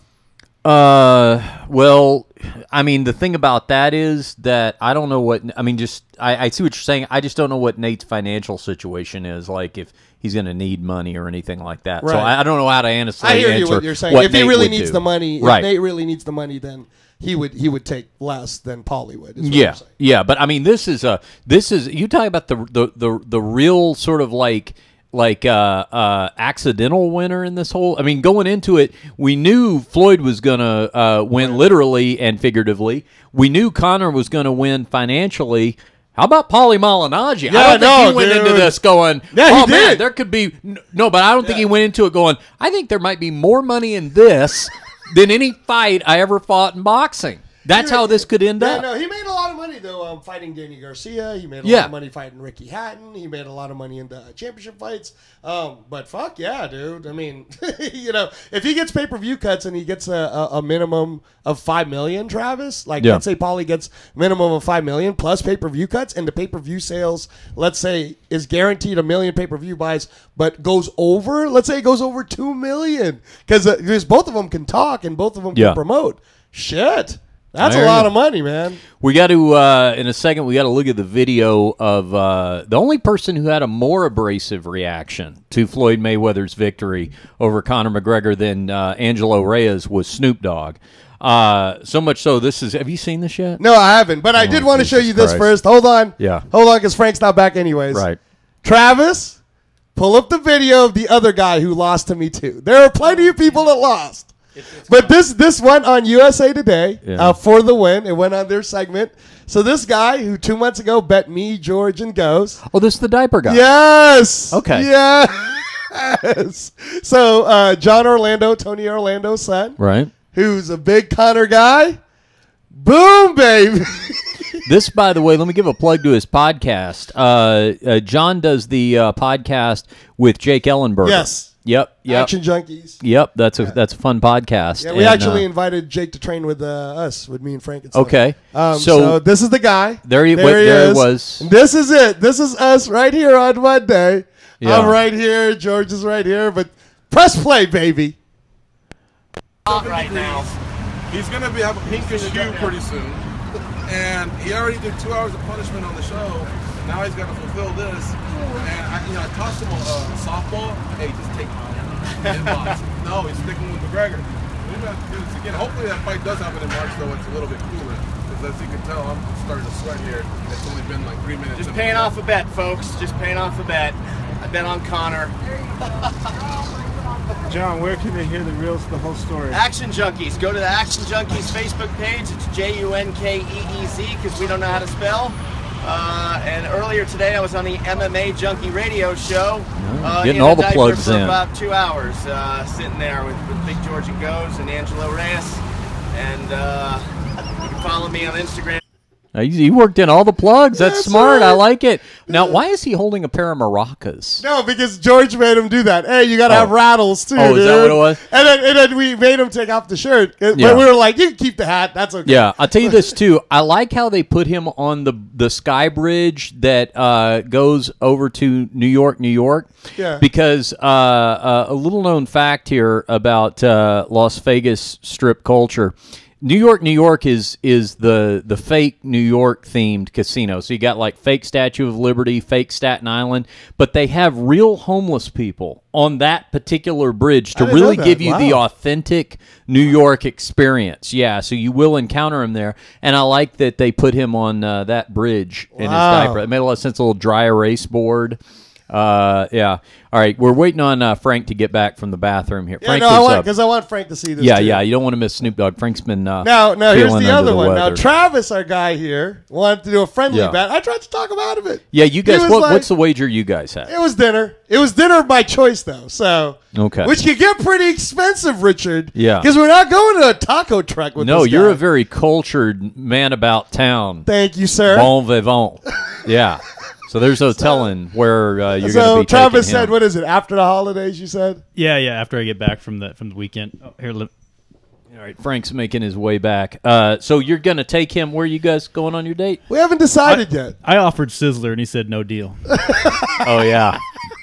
I'm thinking. I don't know yet. It could be on Yamos. But see, nice. here's the It thing could that be- Angelo didn't see coming. Okay. Okay. Is I know he surrounds himself with a bunch of well-known gentlemen. You know. Sure. So I'm gonna buy him dinner. Okay. But the whole time I'm gonna be pitching the podcast to all these guys. You know what I mean? Oh, good idea. Pretty Good idea. smart. He didn't Travis see that is one using coming. that marketing money that you're giving him, Yeah. I Richard. saw Frank there for a second, then he disappeared again. Yeah, but there's boy. many restaurants, Richard. I mean, there's Yeah. Chef Chris Santos is a friend, and we could go to SX in Cosmopolitan, Beauty in SX.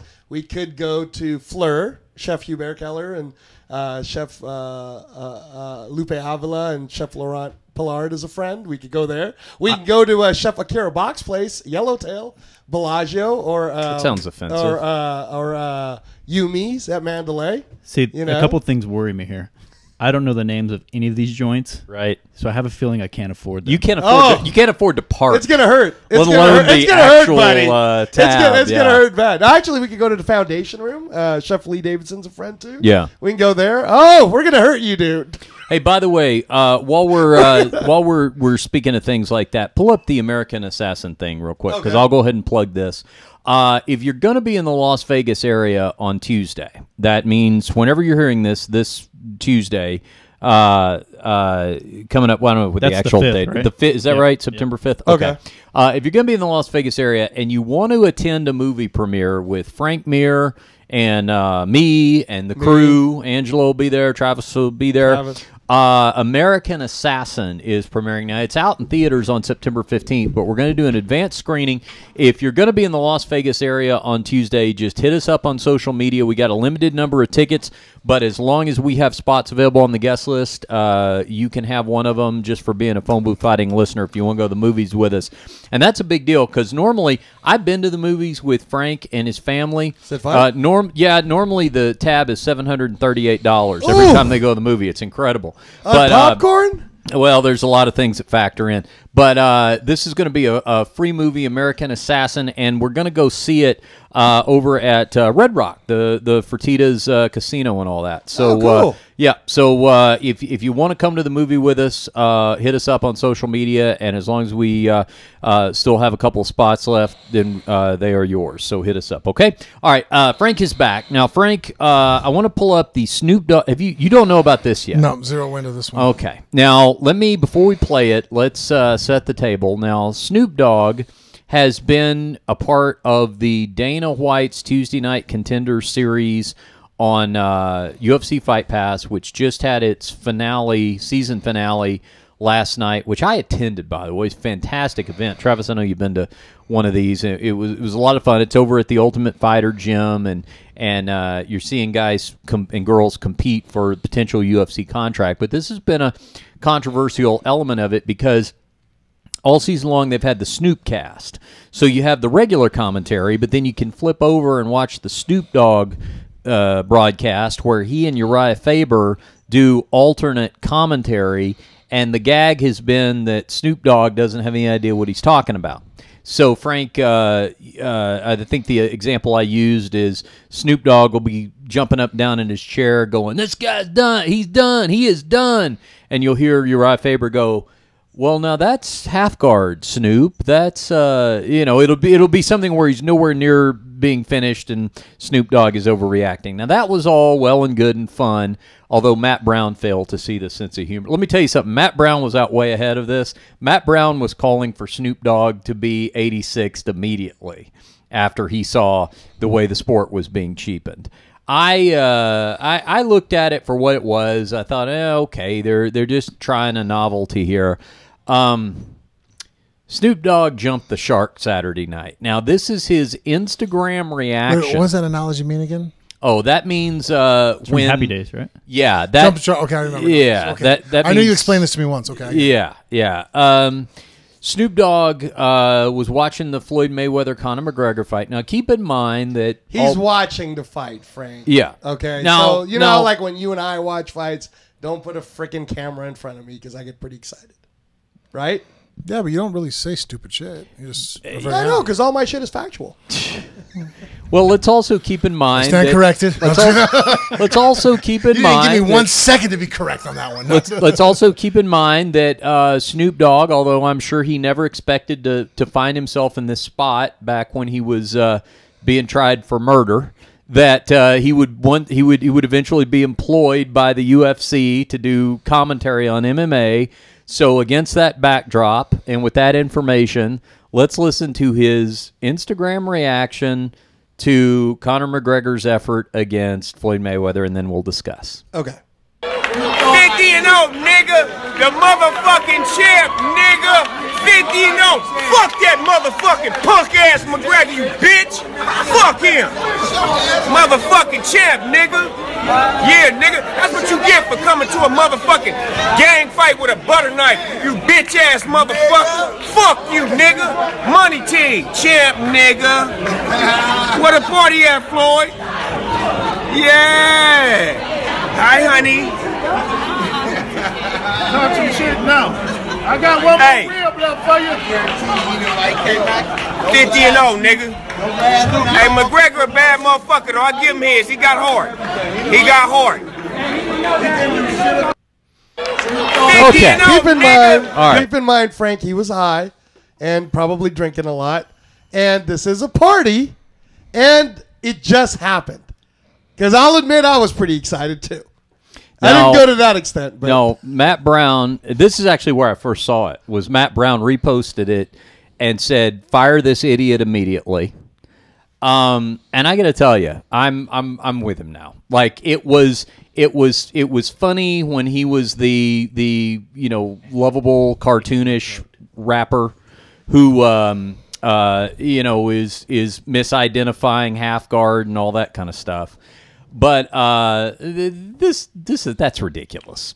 And first of all, it's really not factual. I mean, it's like it's not. I don't think he was doing commentary though. I really think that a camera just went in front of him and he was excited. Like, look, Frank, you weren't with us. I was watching the fight at Brett Raymer's mansion. Right? If you want to pull it up at some point, it's pretty cool. It's a pretty badass mansion, Richard Hunter. So Brett Raymer is the host of Tanked. Right? Still got to take you and the kids for a tour of that whole Tank thing. So, anyways, I, sir, was pretty excited. Yeah. And I was a little inebriated.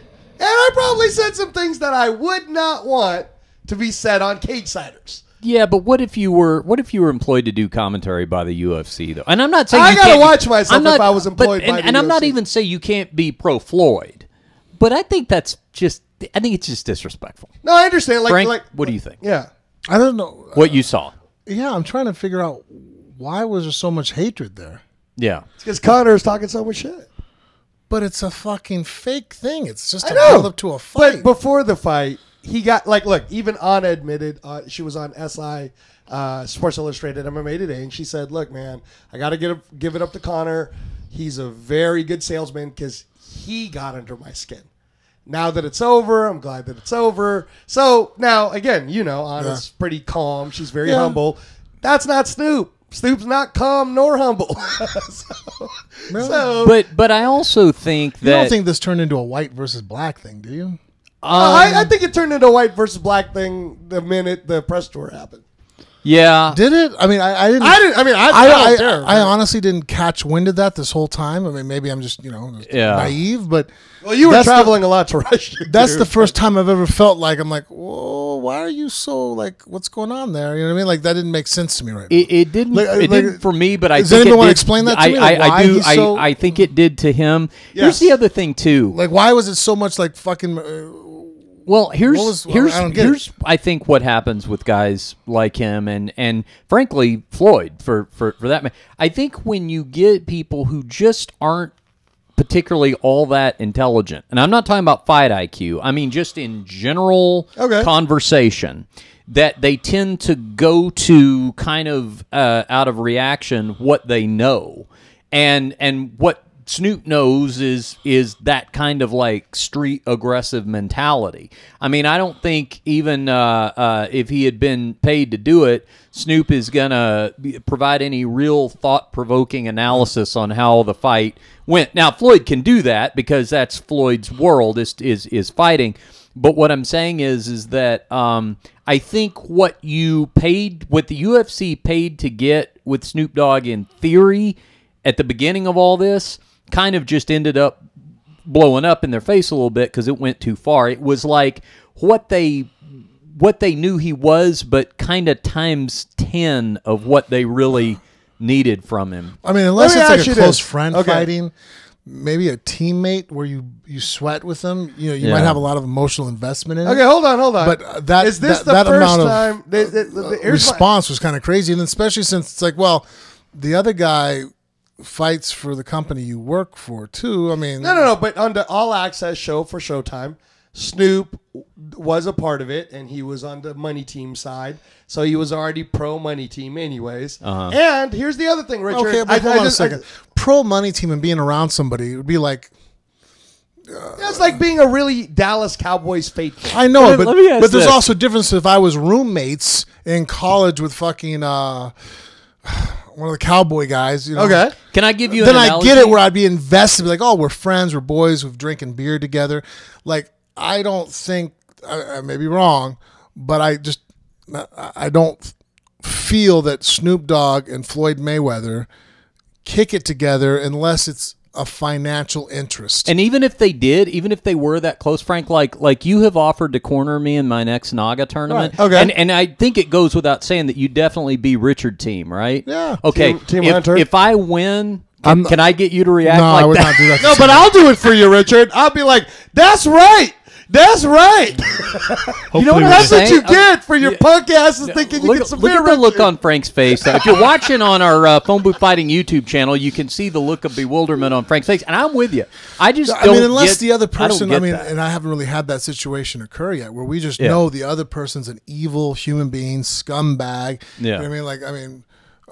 Probably like if you had me fight with Michael Vick, I Right, could see right. maybe. Okay. And now, if I look over in the corner and I see you elicit this kind of response, I would then say, "Hey guys, there's some history there." Understand. You know what I mean? Right. You know, Mel, Richard, like Michael Vick. Yeah. I mean, So if Michael Vick was in a fight with Floyd and Floyd was whooping on him as bad as McGregor, if you'd have reacted that way, then it would have we made would sense. be okay with it. Yeah. We'd be like, but see what I mean though? Like the backstory, then it makes sense. Like, No, oh, okay, yeah. so but this one, I'm like, okay, let me they just had say a this. prize Yeah, fight Floyd- together. Okay, They were no, making no. a bunch of money. Yeah. The whole selling of the No, fight I know, was but- bullshit. Unless, I mean, come on. I mean, they immediately went to like, I mean, you've seen McGregor just looking at him like, oh man. I mean, Okay, you just so helped let me- me become more rich than I could ever imagine.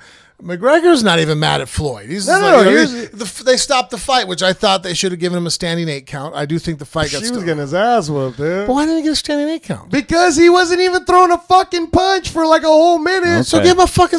People get knocked down and get fucking standing. Okay, 8 here's counts. the thing. Here's my whole point about that. First of all, I scored the 9th round at 10-8 because he was getting his ass whooped so bad. I'm not arguing that. All right, and really, in my opinion, his coaches should have said, "Dude, you're done because you don't even have the punching power to fight back." So he chose not to punch for a full minute in the 10th round. That's why Robert Bridge stopped it. I mean, did you want to see someone get murdered right in front of our own eyes? Like, But no, I mean, dude. again, I mean, Floyd is a sharp puncher. It's hard. What's that? He hits hard. Yeah, bro. I'm not saying he doesn't hit hard, but I mean, it's not like it's Golovkin or Triple G where it's like, oh shit, he might fucking put him in a coma. Yeah, but at that point where McGregor was so tired he couldn't even defend himself. So give him 10 seconds. Let him at least go out on a shield. You know what I mean? He's a fucking fighter. I mean, Connor's a warrior. So fuck it. Take his shot. Take a knee. Stand Would up. you- Go would take you a few feel more that shots. way if it happened and then he ended up in the hospital. Yeah, fuck it. We're fighters. I signed the contract. Okay, that's you. I'm asking the wrong guy here, Richard. Fuck it, man. So- Jesus. Hey, look, man. To my death. my job and I is to stand stop for quote. it, It's Frank. on film. If I ever die in a fight because it went one punch too many, I still stand by the fact that I always rather a fight be stopped one punch too many than to stop the fight one punch too soon. And this is why him and I work together because I will fucking throw that towel. I'll be like, screw And that. you know you Frank can't can do be that in mad at me. MMA. Frank can be You mad guys at me can't all he throw wants, towels. but I will stop that fucking fight. I'll be like, No, they'll just throw you to sit down and cause me to lose a point. So Snoop Dogg, that reaction though, and here's the irony of it to me. This is somebody who uses, I mean, ostensibly uses the English language for a living. Yeah. And that's the best you can come up. Like, if it'd been funny, if it'd been witty, if it had been biting, like... No, you know, that's why it's like like almost comedian. angry. Like, I'm yeah, like, he was it's angry for sure. That's what it yeah, is. I'm It's just like, anger. did Connor bang But it was his like wife and we don't know weed about like, it? You know what I weed mean? Yeah. angry? Was he weed angry? Did Snoop come home and one time and seen an Irishman jumping out the window in his wife's room? You know what I mean? Like, it was them fucking Irish boys and I'm banging my girl. Okay, You now, know? to Snoop's defense, I will say Michael Wilbon, who is an ESPN analyst. Angela, I hope you plug Phone Booth Fighting when you're... Do you do this for us when you're on other shows? Listen to me. Because you do How not many miss a times? plug. No. Richard Okay. Hunter, you never watch CageSiders.com, you I bastard. do. No, I do. Go count how What's many on the episodes. Go count how many episodes I've had on the show that I was wearing both Phone know. Booth Fighting shirts At the same time, I know. And let me just say, 2 nights ago, I was doing an MMA weekly podcast, Slip and Dip, right? He's plugging it in his defense. Look, this is Slip my and Dip? defense. Who's they this asked Slip and me, Dip? They asked me to go on video, That's and guess MMA? what? Yeah. It was just. That sounds like something you guys have like at the brothel. Yeah, listen, this should though. be your guys' podcast. Yeah, Slip and Dip. That's funny. Okay, listen. Okay, Richard. They asked me to go on video. Yeah. I wasn't wearing a Cage Sider shirt, buddy. I was wearing a Phone Booth Fighting shirt. You know what, Frank? I was getting ready to come over to your house for the fight watching party, right? And I'm getting out of I'm in my shower, okay? And my shower's like a glass wall thing. Okay. And I have my TV on, and I'm wiping the steam off the glass wall of the shower, and I see Angelo on my television. And they're claiming, had it on my TV. Here's Okay. the best part. The banner across the bottom said, Angelo Reyes, striking coach, Fox 5 exclusive. Oh, that's right. That's And right. I thought, exclusive. Yes. Yeah. This is Angelo's not granting a lot of interviews. Something we on won't this hear deal. inside the No. No.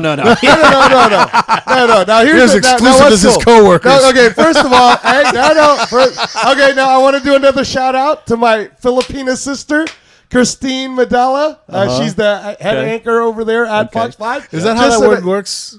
Filipinas sister? Yeah, she's my sister. She's no, Filipina. but the Filipinas. That's when you have two sisters. No, I just said a Filipina sister. It just sounds Yeah. So anyway, she's Filipina. Pretty cool. But no, they asked us to do that a month ago. Okay. So they were just airing. It was an exclusive. It was an exclusive back a month ago until I started going on. I just want to make sure you didn't violate the integrity of the. So let me go back to this ESPN Michael Wilbon thing. Okay. Yes. Okay. Yes. Michael Wilbon went on record and he said after the press tour, "I have never once ever supported a Floyd Mayweather fight. In fact, I don't like watching him. I never have. This is a black man, Michael Wilbon, but he said, this is the first time I'm going for Floyd, and I want to see Conor McGregor in a stretcher for all the racial things he was saying." Well, hopefully, so maybe did Conor say a lot of racist? Like, what did he say that was racist? Well, here's the problem. He repeatedly said "boy." Now, I doubt that since he didn't grow up in 1963 Mississippi, he probably didn't realize exactly what that means over here. But it was pointed out to him, and he kind of kept going with it. Well, hopefully Michael Wilbon did not do on his Instagram what Snoop Dogg did on his, because let me tell you guys something. So I was at the Tuesday Night Contender Series finale last night. Oh, cool. Snoop Dogg was there, but they were keeping him in his trailer.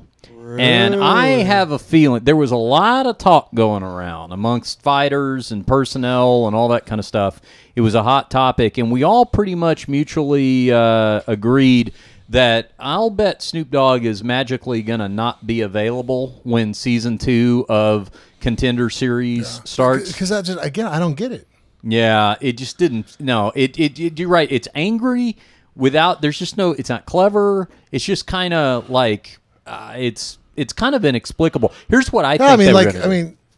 I'm an MMA guy. I'm not mad about Mayweather or Conor. Yeah. Or just right. I don't get it. You know what I mean? Like, to me, I'm like, okay, the only way I'd have been mad at Conor is if he would have shown up out of shape and made us all look bad. Yeah. He showed up in shape. He did the best job he possibly could have done. What he's great at, promoting the fight, he fucking hit it out of the fucking park. But he's a fucking promoter. That's like taking something Chael Sonnen says before a fight seriously. It's like, he's promoting the fight, right? And of all people, a rapper to criticize somebody who's doing a good job of promotion. Yeah. How about that? I mean, that's what rapping is. And then how about this? If you had not watched the fight and you just saw that, you'd have thought Conor got knocked out in 8 seconds. Yeah. Right? True. Okay. So now, Travis, you've been over there. That's still strange to me. By the way, I mean, you have to respect. I mean, I would think that Floyd would or Snoop would respect the fact that Conor is one hell of a fucking promoter. What other guy do you know of in the combat sports world, boxing, kickboxing, MMA, could have called Floyd out, the best boxer in the world, the highest paid combat athlete in the world, and be able to convince the world that you should have a fight with him? Yeah. Right? And then get the fight and now be the second highest paid fucking combat athlete in the world. Sure. Be fucking 0-1 as a fucking professional boxer and a crazy ass fucking multi-millionaire. Like, I mean, like, Conor, like, if Conor right now gave a class, like, hey, you know what, I'm going to be down at the fucking, the thing, come down. Yeah, I'm going to give you a seminar on how to do shit. I'm fucking buying a ticket. Yeah. Like, that motherfucker so he's is your smart. Tony Robbins, huh? Right? I mean, come on, man. Look what he fucking created. Like, he did that. Well, Floyd like, how do you not respect that? So of the four of us here in the bunker tonight, only one of us has been in Snoop Dogg's trailer for the Contender Series. Oh, and that's Travis. Now, that's so cool, Travis, dude. Have you passed a drug test yet? Here's my the TH civil levels from secondhand smoke calmed down enough. That's true, dude. Dude, it's if you were to make a cartoon of it, where you walk up to the trailer, you open the door, and the smoke comes billowing out, it's every bit of that. Cheech and Chong has nothing on him, huh? No, nothing. Now here's my theory. Well, I mean, and everybody makes those jokes that hangs out with him. Like, who was doing that? Was it Cat Williams on his stand-ups, and he's hanging out with Snoop Dogg. They're smoking. He's like, fucking pass smoke. He goes, goddamn, like we're stuck in a loop.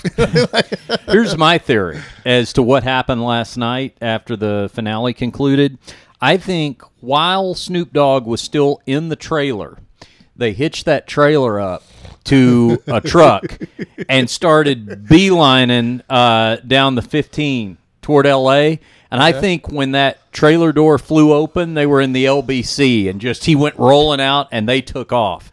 I think that's the last anybody's going to see a Snoop Dogg on Fight Pass. Let me just say this last thing because you made the whole Conor point.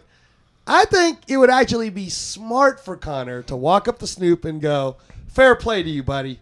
You were one of the people that I got to buy into this whole fight, so thank you for your support, whether you hate me or like me. Yeah. Fair play to you. And they're watching. Because Floyd, that's what he does. He's like, whether you like me or whether you hate me, I want to thank you for buying it because that means you're watching me. Yeah. Yeah, and then also he helped promote for him. The fact you even got me more attention, Snoop. Yeah. Because it's Snoop Dogg, right? Yeah. Like, yeah. I still would like to talk to him one time and be like, so why were you so angry? Yeah, like I don't get it. You know what I mean? Like he might have forgotten though. He might have been like, "What are you talking about, dog?" Well, I like right there at the end. It's like I'll give it to him though. That was a good fight. See, that's why I thought he was on. I thought he was just high. That's not how potheads act, though. He definitely wasn't that animated. No, wait a minute, Richard. You can't say that because you're not a pothead. I've been around. You cannot say that. It does tone you down though, and if that was him amped up on fucking weed, I mean, shit. Yeah. That's a hell of a sativa, people. All right, now that was not the only. Those were not the only fighting words spoken in and around this fight. Because did you hear that Brendan Schaub had a little exchange with Nate Diaz? Yeah, me and Travis were talking about exactly what was said. But Frank, listen to this because I want to know what you think Brendan really said to Nate because he's saying it's not what was written. So all right, so at OJ Entertainment got this on their Instagram. I want to credit our source here. Now this is in the tunnel at T-Mobile Arena. Brendan Schaub, of course, was working the broadcast for Showtime. Nate Diaz is there, and let's listen. So I'm going to turn it up a little bit because it's really hard to hear. Okay. So. I disagree. You didn't win 4 rounds? You didn't win 4 rounds? What rounds? You didn't win no rounds? You got Mayweather to win. Right. They were getting even trying to do that. They thought he started 2 rounds and won it. Okay, that's just like a knowledge. Yes, but I think you feel like you drop on me.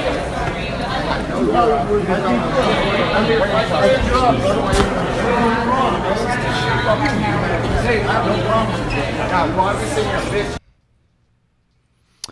Okay. Now, I heard... It's Nate talking. I need a translator. Yeah. Well, it's funny you say that because I heard Brendan talk about this on Joe Rogan's podcast. And he said what happened was this. He said that he's on his way to do some post-fight thing for Showtime. He sees Nate in the tunnel. He goes up to Nate and says basically, man, how about that? Like, pretty good effort from Conor, right? And now you're in the position to cash in. Third fight with Conor. I mean, it's all teed up for you. So it came from a good place is what you're saying. That's according to Brendan. Okay. Then he says that Nate goes, how stupid do you feel? To Brendan. Brendan's like, what do you mean? He goes, you talked all that shit about Conor to have a chance and he didn't have anything for Floyd and, Floyd kicked his ass. I mean, I'm paraphrasing. And Brendan's like, man, what do you mean? Like, he hung with him for as long as he did and all that. And Nate was saying that, no, he only let him go. Anything he won, Floyd let him win, basically, right? Now, you can agree or disagree about that, but that was Brendan's point. And so, according to Brendan, now I didn't hear this on the video, but Brendan said what he thinks might have gotten Nate mad was, he said just exactly what you said, Frank. He said, I couldn't understand what he was saying. Like Nate was talking, and he's like, I could tell he was being aggressive toward me, but I can't understand half what he's saying. And he said, I said, use your words. I can't understand you. Use your words.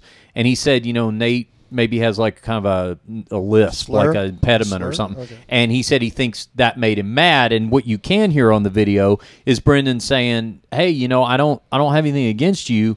And Nate goes, well, I think you're a bitch. Fuck you.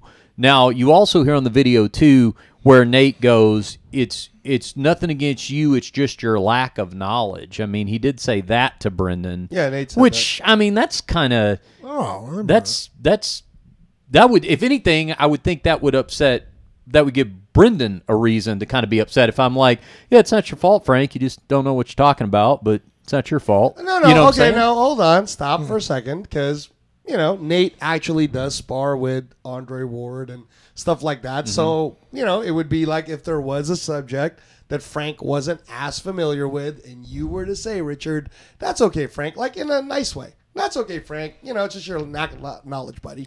I don't think there's a nice way to say that, though. I don't. No, I don't think so. No, I think it's dismissed. You know what it is? It's just kind of like it's like a passive aggressive insult. You know what I'm saying? It'd be like, oh, yeah. So what do you think he said? Because we're talking like, well, if I'm just taking Brendan's, you know, right, no, Brendan's side. Well, didn't we before it started? You're like, what everybody says was Think was said. I thought what Brendan actually said to Nate, but Travis corrected me, so now I'm not sure. What that somebody wrote it on the bottom, and what it was Brendan said, "Well, you got teed up by Connor." Which then made Nate go, "Hey, fuck you, bitch." But Brendan, not only does Brendan say he didn't say that, but you can't. I don't hear that. I can't hear it either. Yeah, that was just some interpretation. I mean, the reality of it is the audio for ruining that for me. No, the audio's bad enough. We can't I've really listened to a couple versions of this. I think there's 2 or 3 versions, but somebody pirated this video and put subtitles on it. Yes. To where it says he'd tee off on you, as Brendan saying that to Nate. But what he said is like, because Nate told him, "You're off on that, man," and he goes, "No, I think you're off on that." And that, so I mean, that's when they took the subtitle of him saying he'd tee off on you. But all Brendan Schaub said was, "I think you're off on that, man." So this is kind of like the one video that's going around that went viral with the referee Robert Byrd with like a Snoop Dogg voice saying all that. Have you seen that, Richard? No. Okay, all right. Well, we know Brendan, and I believe him. I take him at his word. That makes sense to me. You know what he said, and he even admitted. I mean, I heard Brendan say it himself on Rogan's podcast. He said, "Listen, I said to him, hey, you know, use your," and I could understand maybe how that might make somebody feel condescended to, you know, if I'm like, Frank, speak slowly, I can't understand. Maybe, even if that's not exactly how I intended it. There's really no way to say that either. You just, you say what? Can you at least admit, Richard, that maybe Nate was just really high?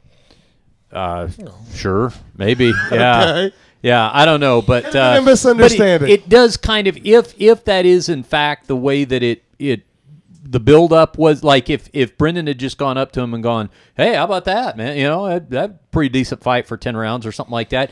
It does seem a little aggressive to whether or not that's really how you feel, to just be like, "You're a fucking idiot." I mean, you know, I just don't know. Well, okay, I'll use me, because people have tried to tell me that it was a decent fight. The fight. It was entertaining. I've agreed with that. I've said, no, it's an entertaining fight. But anytime somebody tries to break it down to me, well, it was close. I'm like, no, it wasn't even close at all. Like, and I'll explain to you why it wasn't even close. No, and I agree with that too. See? It was entertaining, but what I know of boxing now from being around it and being in the gym with real professional boxers, professional boxing coaches, world champion boxers, I'm looking at it through a very technical eye. Thank you. So I can see when people sit there, oh, I'm like, no, let's not get carried away. It is what it is. It was fun to watch, and Conor has a lot of strengths and a lot of great things that make him phenomenal. But, you know, it's like, well, you know, but at the same time, Mayweather has things about him that make him phenomenal. It just happens to be that Mayweather is a phenomenal boxer within the ropes. Yes. So guess what? Just like when it came to all the promoting of the fight, send Floyd home. Just have Conor show up. You know what I mean? Like, Conor is a fucking mad genius at promoting. The fucking way the guy weighs in is something that fucking is a thing of beauty. Pretty it's theatric. Inspirational. Yeah, very. Fuck, man, he had me amped up, and I've fucking been watching fights my whole life, and I don't give a shit. Weigh-ins, I never watch people. You know what I mean? Like, fuck, I'm ready to watch people die, and I'm just like, my pulse barely fucking raises. Did you catch it when Floyd was laughing at him because he looked so drained from having to make the weight? No, I didn't catch that. You didn't catch that part? No. I'll say, you know, and here's another thing too, is that, and this is maybe the greatest compliment I can give this spectacle, is that it felt like it should have been on pay-per-view. I didn't mind the $100 price tag. Nice. And I have not always been able to say that about pay-per-views and a number of them. The Pacquiao fight. Yeah, no, that's a good example. You understood it better after. Well, I understood, but you weren't happy. The only thing that I was like, well, I got to see Lomachenko fight before. You know what I mean? But just how about the fact that you can hype something up this big, and people would say, and then actually have it deliver. Right. Now, very quickly though, I'll tell you where it didn't deliver. Okay. Was some people had a hard time getting it. Yeah, I heard there's some suing, right? Right. Now, fortunately, we did not have a hard time getting it. President Trump held a rally about it? That's crazy. Yeah, we're getting there. Here's what happened at Stately Mirror Manor, though. We do have to tell our quick story. Okay. So here, we got your wife threw one heck of... The only person that wasn't here was you, Frank. I mean, it was like she threw a heck of a party. Oh yeah, absolutely. I missed the good one. The joint was jumping. The joint was jumping. Oh my gosh, there was. Was there a joint here though? No, I'm just kidding. Yeah, and Angelo was invited. You were invited, but you had other plans already. Don't feel bad, buddy. I wasn't here either. Yeah, but so right click on that, Travis, and then open it probably in QuickTime is how we're going to see it. So what happened was we get everybody over here, full house. And we're all ready to turn it on. I'm going to get it through Fight Pass, and we can't get the actual television to work because the stuff over here is very high tech with all the electronics, the giant 100-inch television screen, however big that is, and all that. And all the electronics, very professionally wired, by the way. Everything goes into the wall, which is great for presentation, but does make it hard to trace a cable if you're trying to figure out what's not hooked up to what. And I don't know, maybe one of the kids mess with the remote or something like. Anyway, television's not working. And so, Mrs. Mir goes right to the source. She just FaceTimes old Frank over there in Botswana or wherever he was. Now, what time was it when the FaceTime rang? It was a little bit before 6 in the morning. Yes. Okay. So she gets him on. Now I just called the fight, so I didn't go to bed till 2 in the morning. Yeah, you're pretty tired. So and she's blowing my phone up like it's a fucking one of the kids. You have a Snoop Dogg moment? No, but I'm answering the phone and she starts asking about the television. I was about to fucking lose my mind. Yeah. So you just woke me up. Whatever. We wake him up out of a dead sleep. So he's on REM. He's like, oh yeah. I'm like, there's like fucking 3 or 4 men there. Come on. And she's like, Frank, it's not working, and what do we do, and what do we turn? And so we get the him on FaceTime, and we basically circle the phone around the back of the receiver, and you can see Frank on screen going, okay, it's probably like it's one of the HDMI inputs. It's and then the screen froze for a second, and I told Travis, I go, did he fall back asleep? And Travis was like, no, I think it froze for a second. Sure enough, he comes back on. Anyway, we were able to get ours working. But there were plenty of people that did not. That's right. I had a friend who ordered the fight on Fight Pass. And by the way, this sucks too because this is a guy who had never used Fight Pass before. Just casual fan. What's the best way to get the fight? It was $100 on Fight Pass. Yeah, $100 everywhere. Okay. And I said, well, order Fight. So basically, I'm turning a new customer on to Fight Pass. Well, I love Fight Pass, by the way. But they had trouble with this one because his fight didn't come on until the 9th round.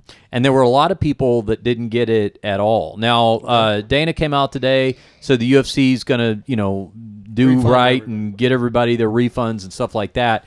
But I'm not sure that they're going to continue to do business. I think this company, New Lion, is their provider. How does that work? How do they know, like, how do you know who deserves a refund, like, and who doesn't? It's a good question. I don't know. I don't know if they have a technical way of telling that. Didn't work here, right?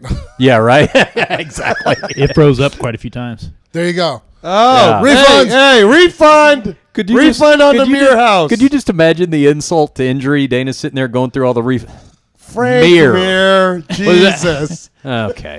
No refund for him. But it's no soup for me. Yeah. But I mean, apparently this was a widespread, and they weren't. Showtime had some problems too. Yes, apparently, yeah. But I guess by and large it was Fight Pass. So I didn't know this, but I guess Fight Pass does. The UFC does business with this company called New Lion. That's like the actual I don't know, provider, facilitator, whatever the right word is, of that technology, but they have a partner in all this, and that's where the failure was, that they just weren't ready to handle this high demand. And, you know, you understand it. I mean, as much as the demand as there was, but at the same time, how can there really be any excuse for not being prepared for it? Yeah, especially when you got all this time. You know that it's going to come. I mean, I don't know. Well, I mean, I guess you just got to make it right and fix it. Yeah. I was dealing, because we went to that the sports bar, the betting place. Yeah. Okay. And we're sitting there and like they're not showing shit until the walkout, right? It's commercial. In between rounds, they cut to some Tajikistani fucking commercial. Okay, that makes sense. As soon as the fight was fucking over, they fucking cut to commercial like they're getting their ads in. I'm sitting there going, yeah, that makes sense. It fucking pissed me off. I'm like, fuck you guys. That's how it is in the Philippines too. Same shit? Yes. Oh, I mean, immediately I'm like, I was sitting there. I was so angry. I'm like, if I lived here, I would fucking pay attention to which fucking commercials just cut this shit off and fucking burn their stores. Like, fuck this shit. You know, I was irate. I'm just like, I want to hear what Floyd and Conor have to say now. You know what I mean? Like, I'm like, and then knowing the fucking internet connection I had, I'm like, well, I'm not going to know this for fucking 2 more days. You know what I mean? Until I get home. Floyd basically said, thank you for all your money. And Conor said, thank you for all your money. There were no losers. There were no losers. There was no losers. Conor is a fucking genius. That dude. The whiskey tasted great. And he said he was a free agent. So that's why we don't know if he's going to go back to UFC. Say that again, though? He said he's a free agent. Conor said he considers himself a free agent. No, but he is a free agent, is he not? No. Are you He's sure? yeah. Richard? Yes. He's still positive, Travis? He's still under contract to the UFC. Yeah. But here's the thing. He's under contract, but they need him so bad. It's and also here's the thing, you can't hate Conor. If you're an MMA fighter, why would you be jealous over what the guy's doing? It's like, I'm not. Like, I call out how it is. Like, you know, if you say, hey, Conor on the ground, I'm like, you know, like, I think so. Did he just get his brown belt or something? Something. I don't know. Yeah, I'm like, not from what I've seen, dude. No, stand up, phenomenal striker, very powerful. Hey, his promotional abilities are fucking the greatest in the world. So, like, I mean, it's not about whether I like him or dislike him. You just have to call facts. Like, here's his strengths, here's his weakness. But then, like, for you to dislike him, like, I don't get that. I'm like, wait a minute, you're a fighter. Like, for me as a fighter still, I'm like, fuck, I wish this guy would have came 10 years ago, because it's true. He's changing the sport for us as fighters for the better. He's raising everybody's fucking dollar. And also, too, he's bigger than the UFC now. True. Right? So now Conor can make it just like how boxing is. Yep. You don't turn on boxing and go, hey, we're going to watch a fucking Golden Boy. No, it's the fight. It's the fighter. It's the fighters who make the fights, right? It's like, oh, I'm going to go watch Canelo. I'm going to go watch fucking Triple G, right? Yeah. The promoter's like, promoted by, right? Now, could you imagine if MMA, because right now the UFC has everybody brainwashed. It's like, well, no, we put on a show. Nah, motherfuckers. What if all of a sudden it was like, well, Conor wants to go fight Michael Chandler from Bellator. Yeah. So they call each other up and go, okay, we'll make this fight. The two promoters go, oh, well, we're going to co-promote this event together. And the fight itself, it's not the UFC, it's not Bellator. It's like the two fighters. It's the two fighters. Oh, the McGregor-Chandler fight, right? Yeah. Oh, okay. And guess what? When you do that, it gets a whole lot more expensive. There's a whole lot more money for the fighters. Absolutely. That's why the money is in boxing, because you have competing promoters. Exactly. Yeah. And that's why the Fertitas, or, you know, and UFC sends people down to make sure that the Muhammad Ali Act does not fucking get passed in MMA, because they don't want everybody seeing the money that goes around. They want to keep it locked up. And obviously, I mean, hey, they're on that. Look, if you're a fucking Russian, or, you know what I mean, like, you're on the other army and I'm on my side, I'm never mad at you for fucking wanting to kill me, because you're wearing the uniform and you're fighting for your team. So I'm never mad that the promoters want to hog all the money. It is what it is. But at the same time, don't get mad at me when I'm trying to figure out a way to pry it out of your fucking fingers and you get less money than I do. Right. Like, it's just the way it is. Like, hey, I understand you're on the opposite team. We're not supposed to like each other. So that's why, like, Mayweather, though, is on, or excuse me, McGregor is a fighter. He's on our team, assholes. You know what I mean? Like, so everybody that wants to get fucking mad at him, I'm like, yo, dicks, he's fucking pushing the bar for us. He's breaking the chains and boundaries. He's doing shit that none of us have been able to fucking do. Look, I've been in the sport since 2001. I could never do what the fuck he's done. Well, look what he's done in 4 fucking years. Holy shit, man. Another 4 or 5 years, fucking by the time my daughter or sons want to fight, like I can say, they're like, hey, Dad, look at the check I'm making. I'm like, yeah, fucking, Conor had something to do with that. Like, he's one of those individuals that now has changed the sport. I feel for the fighters for the better. Look how he twisted Dana's arm to make this fight fucking happen. Dana himself said, I don't want this fight to happen. Guess what? It happened. McGregor, against all odds, made this fight happen. Fucking A, man. Give the guy his respect. I'm not, like, it is what it is. I mean, and within that, he can't beat Mayweather in a boxing match. It is what it is. Like, there's no emotional tie where I'm like, well, like, just be factual about what the strengths and weaknesses of the situation are. But within that realm, like, why dislike him? Like, what did he do? And not only did he make that fight happen, but managed to deliver enough so that after the fact, everybody's going, well, that was satisfying. Yeah. That was an evening well spent. Yeah, absolutely. There's a couple other things, Frank, I have to make you aware of that happened while you were walking in the wilderness. Donald Trump pardoned Sheriff Joe Arpaio. Cue up that video there, Travis. Let's watch it now. Now here's what's unique about this. Presidents have given out pardons before. They've given out controversial pardons before. Probably most notably in recent history, Bill Clinton pardoned Mark Rich, who was, I think, a fugitive at the time. I mean, it was a very controversial pardon. Who was like one of his backers. But pardons usually happen. In fact, they almost always happen after a couple of things. Number one, pardons go through the Justice Department. Number two, the person has usually already been convicted and done some time. Arpaio had not even done any time. He had been found guilty of contempt of court for refusing to obey a federal order to stop racial profiling in Arizona. He refused that. He was facing possibly up to 6 months in prison. Trump pardons him, but before he pardoned him, a couple days before he pardoned him, he does a rally in Phoenix where he teases. He promotes, speaking of promoting, he promotes the pardon. Right? He says, I'm not going to do it tonight, but let's watch his cliffhanger promotion here. Do the people in this room like Sheriff Joe?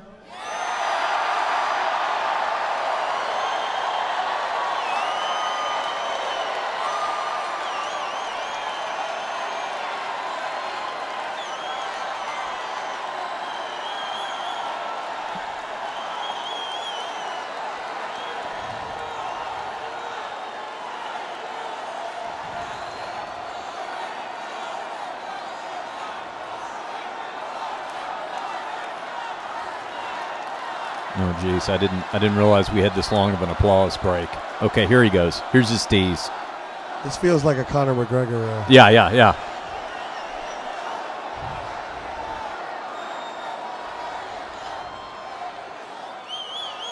So, was Sheriff Joe convicted for doing his job? That's what...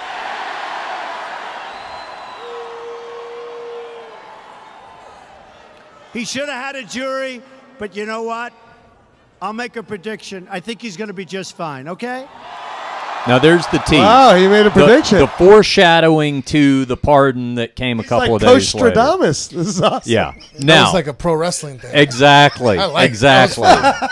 I'm going to make a prediction. You know, it's funny you say that because with every passing day, I'm more and more convinced that we just elected Bobby the Brain Heenan as president. Sir. It's a pro wrestling feel. But so the deal. Is everybody aware of yeah, I was going to say. So here's the deal with Arpaio. I mean, first of all, you do some reading into this guy. I mean, this guy is really a pretty vile human being. Pretty bad. But specifically, what this is about is that they were pulling people over and rounding them up that were brown.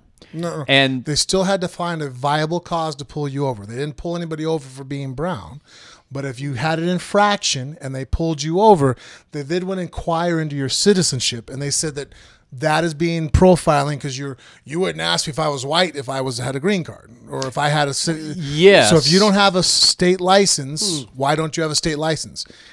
But what I'm saying you see is, probably yes. where I fall on this side of my opinion. I think if you get pulled over and you ask me why I don't have a state license, I better prove why the fuck I'm a citizen.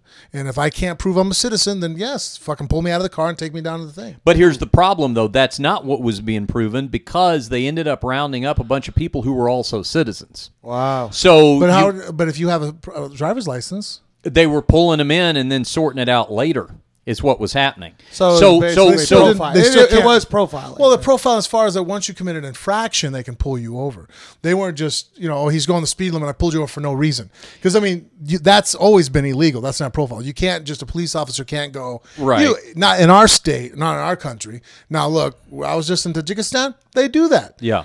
In Russia, they can do that. You're driving down. Philippines, for sure. Yeah, you're driving down. They sit there with the little, traffic controller wand. Yeah. They point at your car, and I got pulled over about 7 times in 4 days. You get pulled over. Here's my passport's on me. You know what I mean? Like, you get fucking checked. And if I had been drinking or any infraction, they're looking for me to fuck up somehow because they're profiling me that I'm white.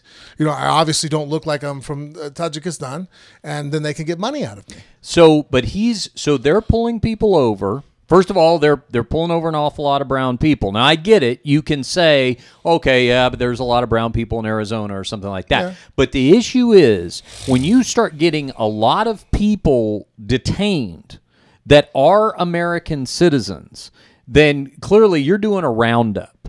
And here's the other problem, too. He admitted to that. So when he was told by the federal judge to stop it, he was saying, I will not. This is in the name of combating illegal immigration. So he's even admitting to what he's doing by doing that, okay? Yeah. So here's the thing. Now, if he wants to say that federal court order is unjust, if he wants to fight it, that sort of thing, if he wants to go the legal route, okay, intelligent people can disagree. But all this extrajudicial stuff, this stuff of, no, I'm going to defy the law because my law is the law of the land, I run these parts kind of thing, that's where you're getting into this extrajudicial stuff. I think the mindset comes down to looking at the judge going, you guys aren't out on the streets, you don't understand. Okay. It's almost kind of like, the general behind the desk telling the sergeant who's actually out on the battlefield, well, this is what we're going to do. It's like, you're never on the fucking field. You're reading a fucking report that goes, we took 20 people, but you're not seeing what I'm seeing. Okay, but make that argument in the court of public opinion, but in terms of defying that judge's order. No, he should have just done plain that. saying, Yeah. And so he's breaking the law. He still has to follow the law because that's what he's upset about the illegal immigration is they're breaking the law. Right. And so you can't break the law. I get it. And my issue here is that Trump supersedes the law of the land by saying, as the president. Oh, he can do it. Okay. He can absolutely pardon. He's trying to figure out if he can pardon himself. Yes, he is. And let me tell you, this is a real wake-up call to me, a lot of what we're seeing, because a lot of the stuff that has always sort of been unwritten rules, like, okay, yes, the president can pardon anybody, but he waits until the end of his term, and he waits, he's only going to pardon people who have shown contrition, who maybe have already served a little time. These are unwritten rules, just like the unwritten rule of the president, when he's running, turns over his tax returns. A lot of this kind of, the president doesn't plug all of his kids into key positions in the there's a lot of that.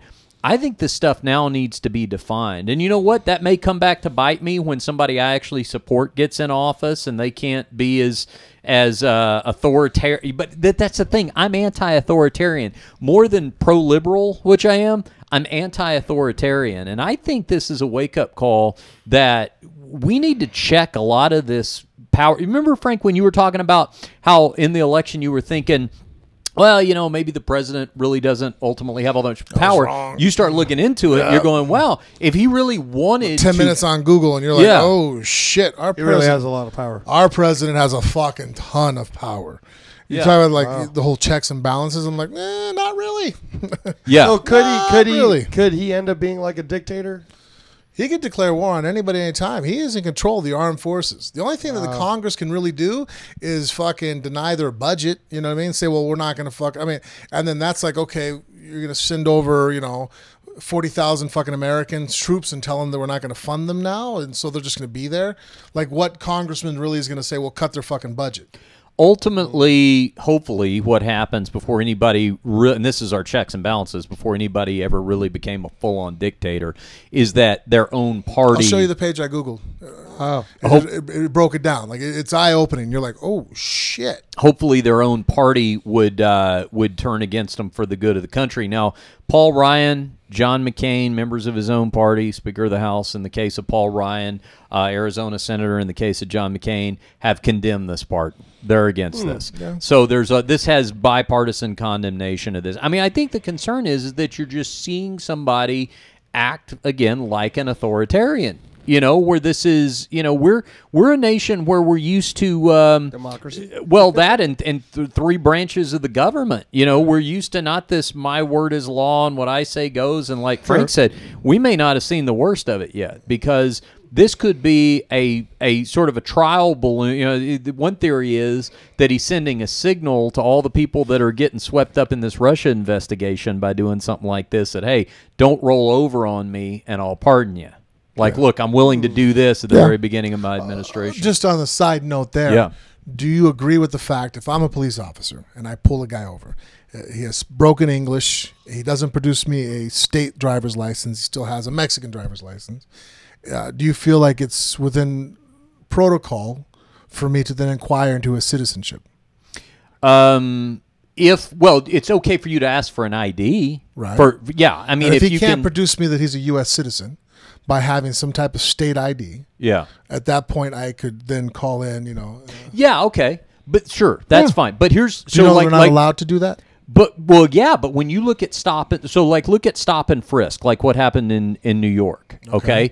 That in theory seemed like a good idea. But what ended up happening was it ended up getting used as racial profile. I mean, they were just stopping black people on the street and doing it. Crime rate still drops down. It makes it more difficult to commit crimes. Yeah, but and then to me, like in the situation with the immigration, as far as if you're a U.S. citizen, are there going to people get hung up in it? Yeah, but guess what? There is nobody who's fucking really truly a U.S. citizen who's going to get fucking deported. Could it be? Are we going to hear a horror story of some guy being detained and missing work for a day?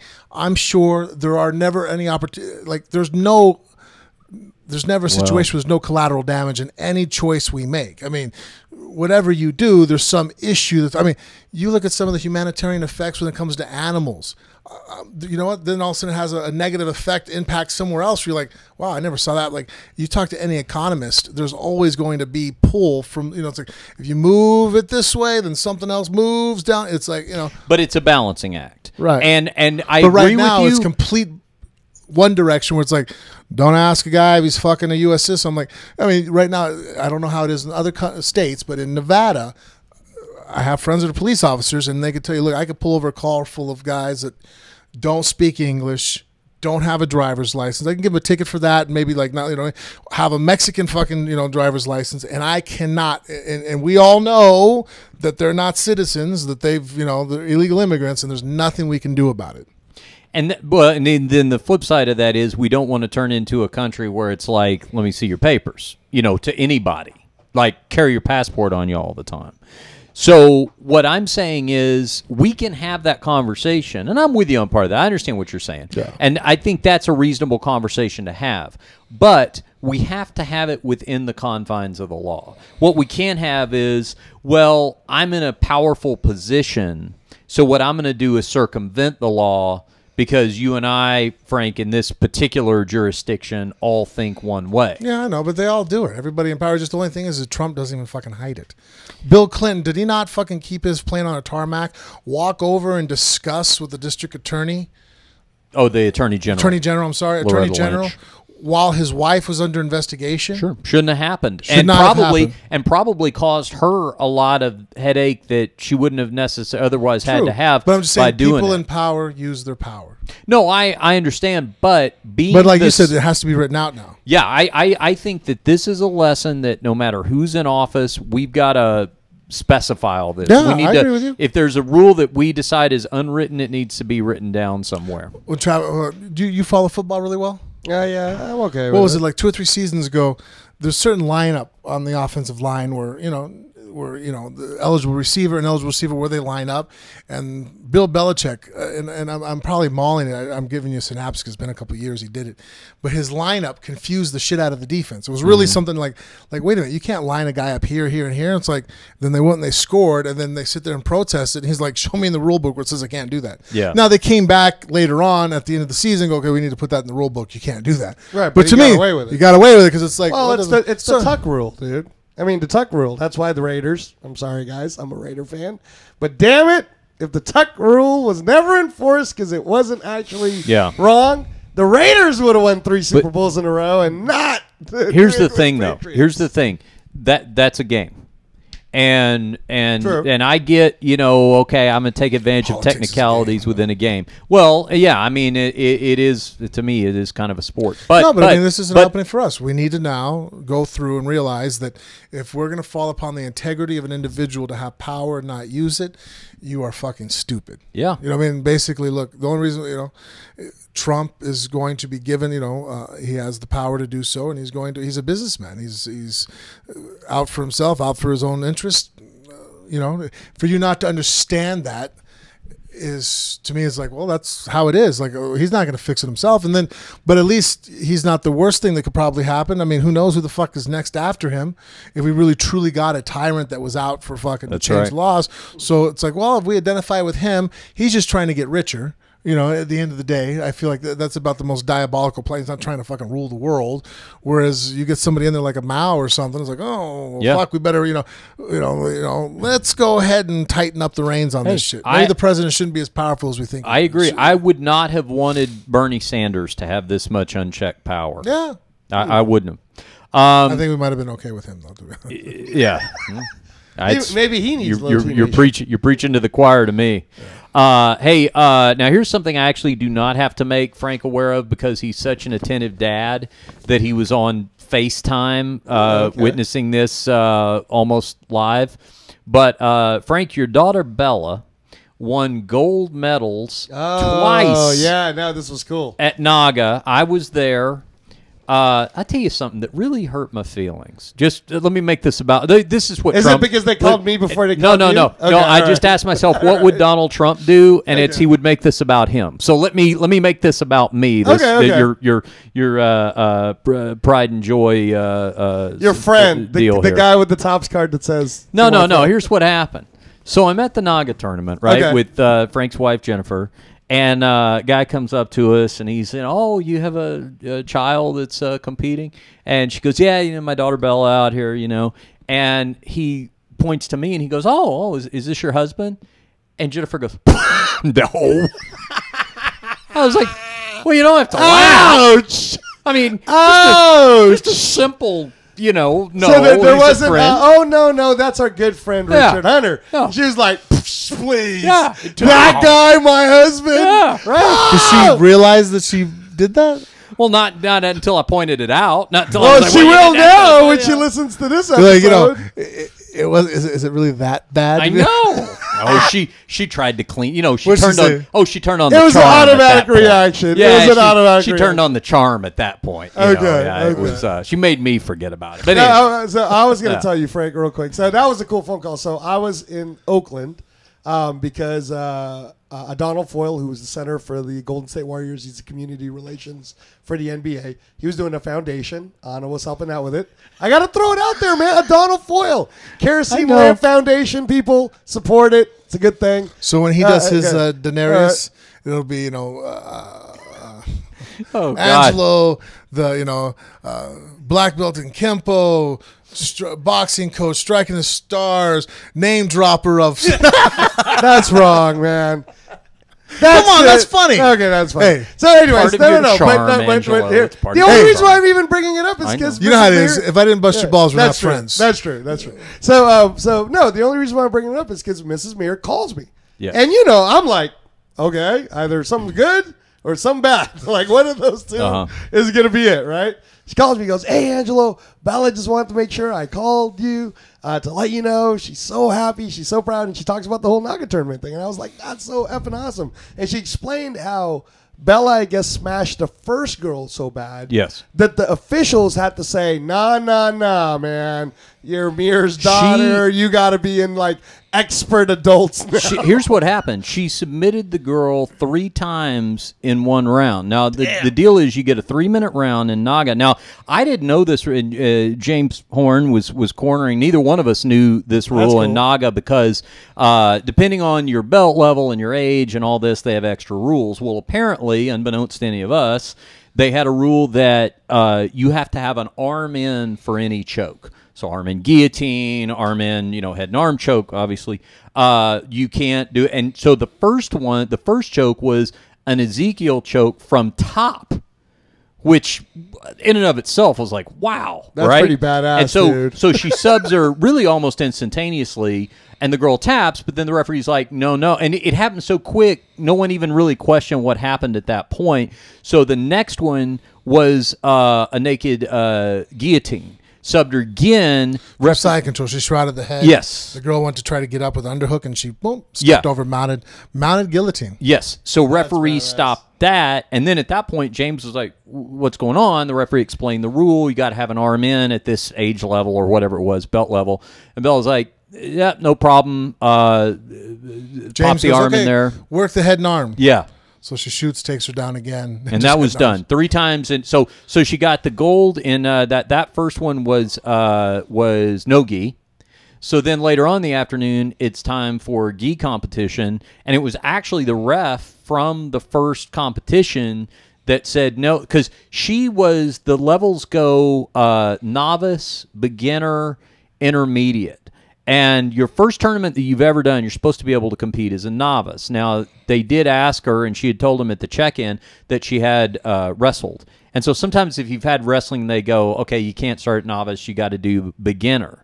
So she was supposed to do beginner in gi, but because of the performance in the no-gi, that referee said, no, wait a second, she's got to go up to intermediate. So they move her up to the 3rd level for gi in her very first competition. Then the problem was finding somebody her age that was at intermediate, because then that's the next problem is there's not people to choose from, and this tournament's packed. It's not like they had a shortage of people entering, but very few people at that level, so she ends up finding somebody to compete against and wins gold in that. That's the short version, but it was very impressive. That's cool, man. You got to be proud, right? Very proud. That's well, awesome. I'm proud that she kept her composure under a situation where it's your first tournament, it's nervous. You submit somebody and they tell you, no, that doesn't count. Submit them again and go, well, no, that doesn't count, this is why. And sit there and go, all right, we didn't understand that, just do this. So instead of her dwelling on I already won, I already beat her, she's like, okay, like confidence to know that I'm going to go out there and beat her again. What do I have to do? And then James and Manny from Drysdale's, work your head and arm. Okay, boom, blah.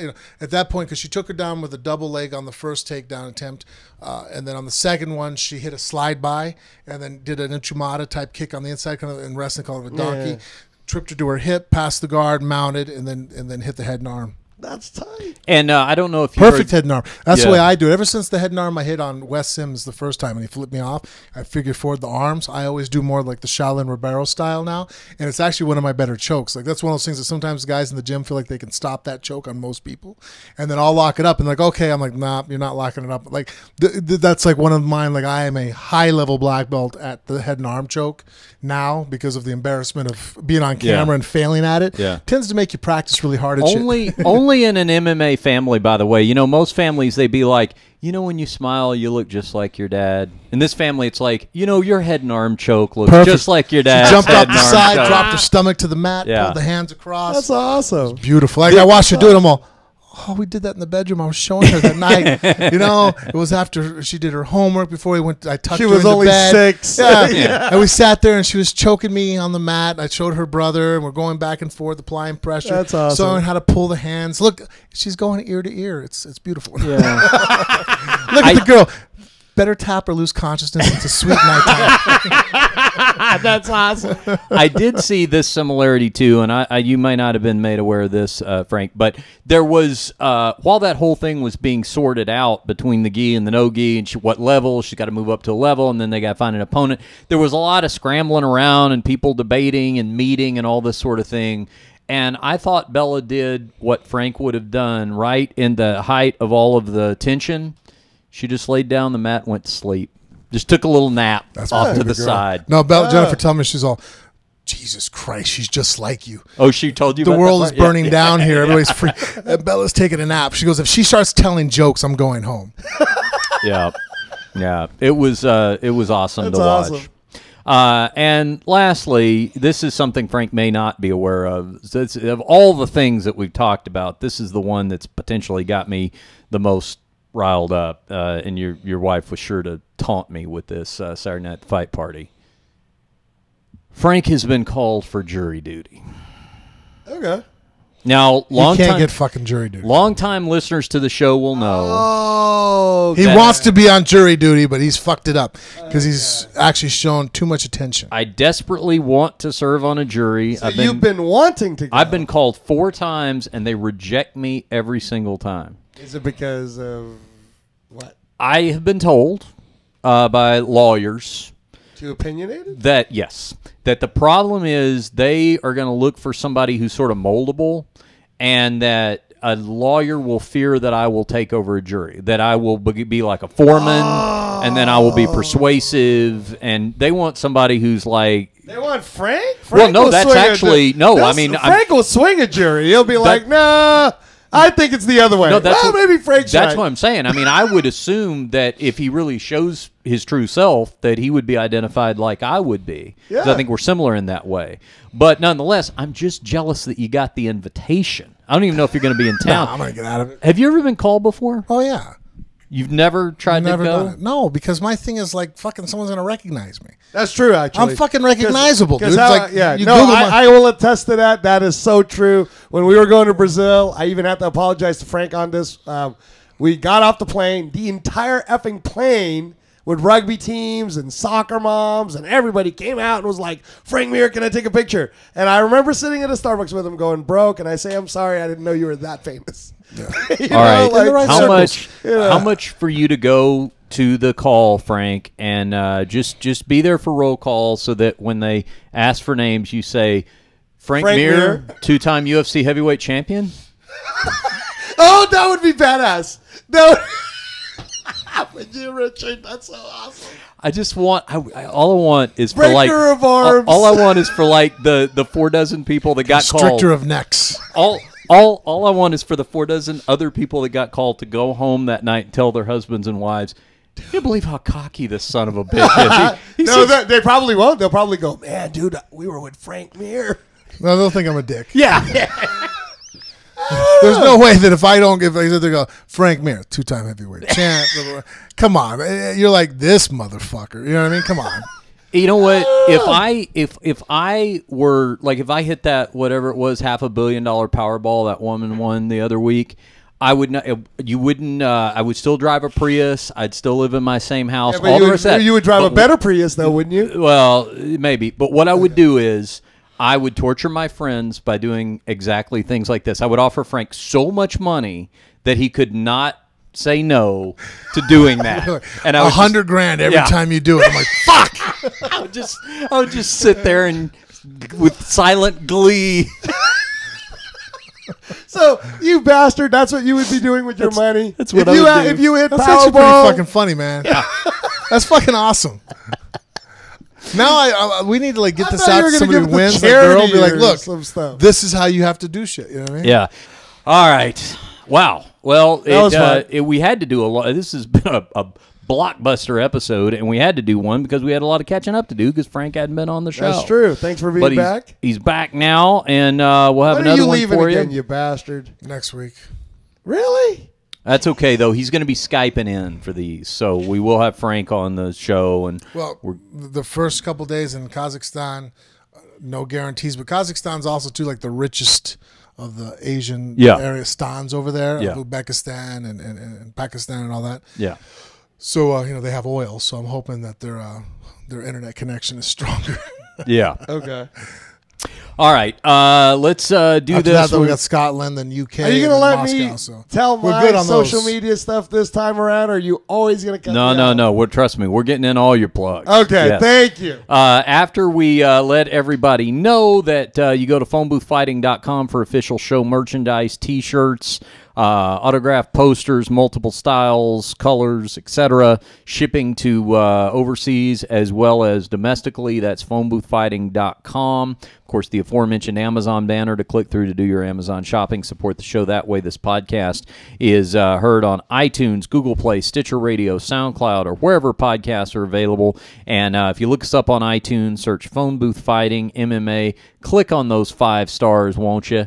And give us a 5-star review. That's very beneficial to us. If you have a moment, write a favorable line or two. Frank and I like to read those on the air, and we're overdue to read some more, so maybe we'll get to those on the next episode. Also, I mentioned if you want to go to the movies with us on Tuesday night, if you're going to be in Las Vegas, but if you're going to be in the Las Vegas area on Sunday night, 2 days before that, hit me up if you want to get on the guest list for my comedy show. I'll be doing comedy 8 o'clock at LA Comedy Club inside the Stratosphere Hotel and Casino on the Las Vegas Strip. Nice. And I will put you on my guest list just for the fact that you're a Phone Booth Fighting listener.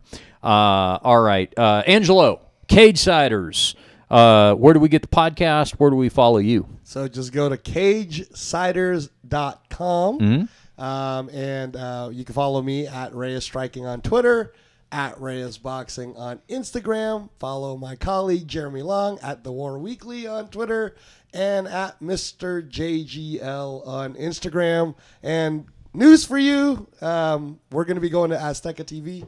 So we finished our season with the Action Channel, and we will now be heading to Azteca TV Las Vegas. Okay. Very cool. We're going to do that for the final year, the season. They have a great video presentation. Frank and I did the show, and it was it's a lot of fun. It's very cool what they do over there. So check them out. All right, Frank, tell everybody how to follow the show on social media. Facebook and Instagram. You can find us at Phone Booth Fighting. Snapchat and Twitter. All you have to do is put Phone Booth Fight. Travis is on Twitter, Scuba T Diving, T as in Travis. Give him a follow. For Travis and Angelo Reyes and Frank Mir, I'm Richard Hunter, and we'll see you right back here next time on Phone Booth Fighting.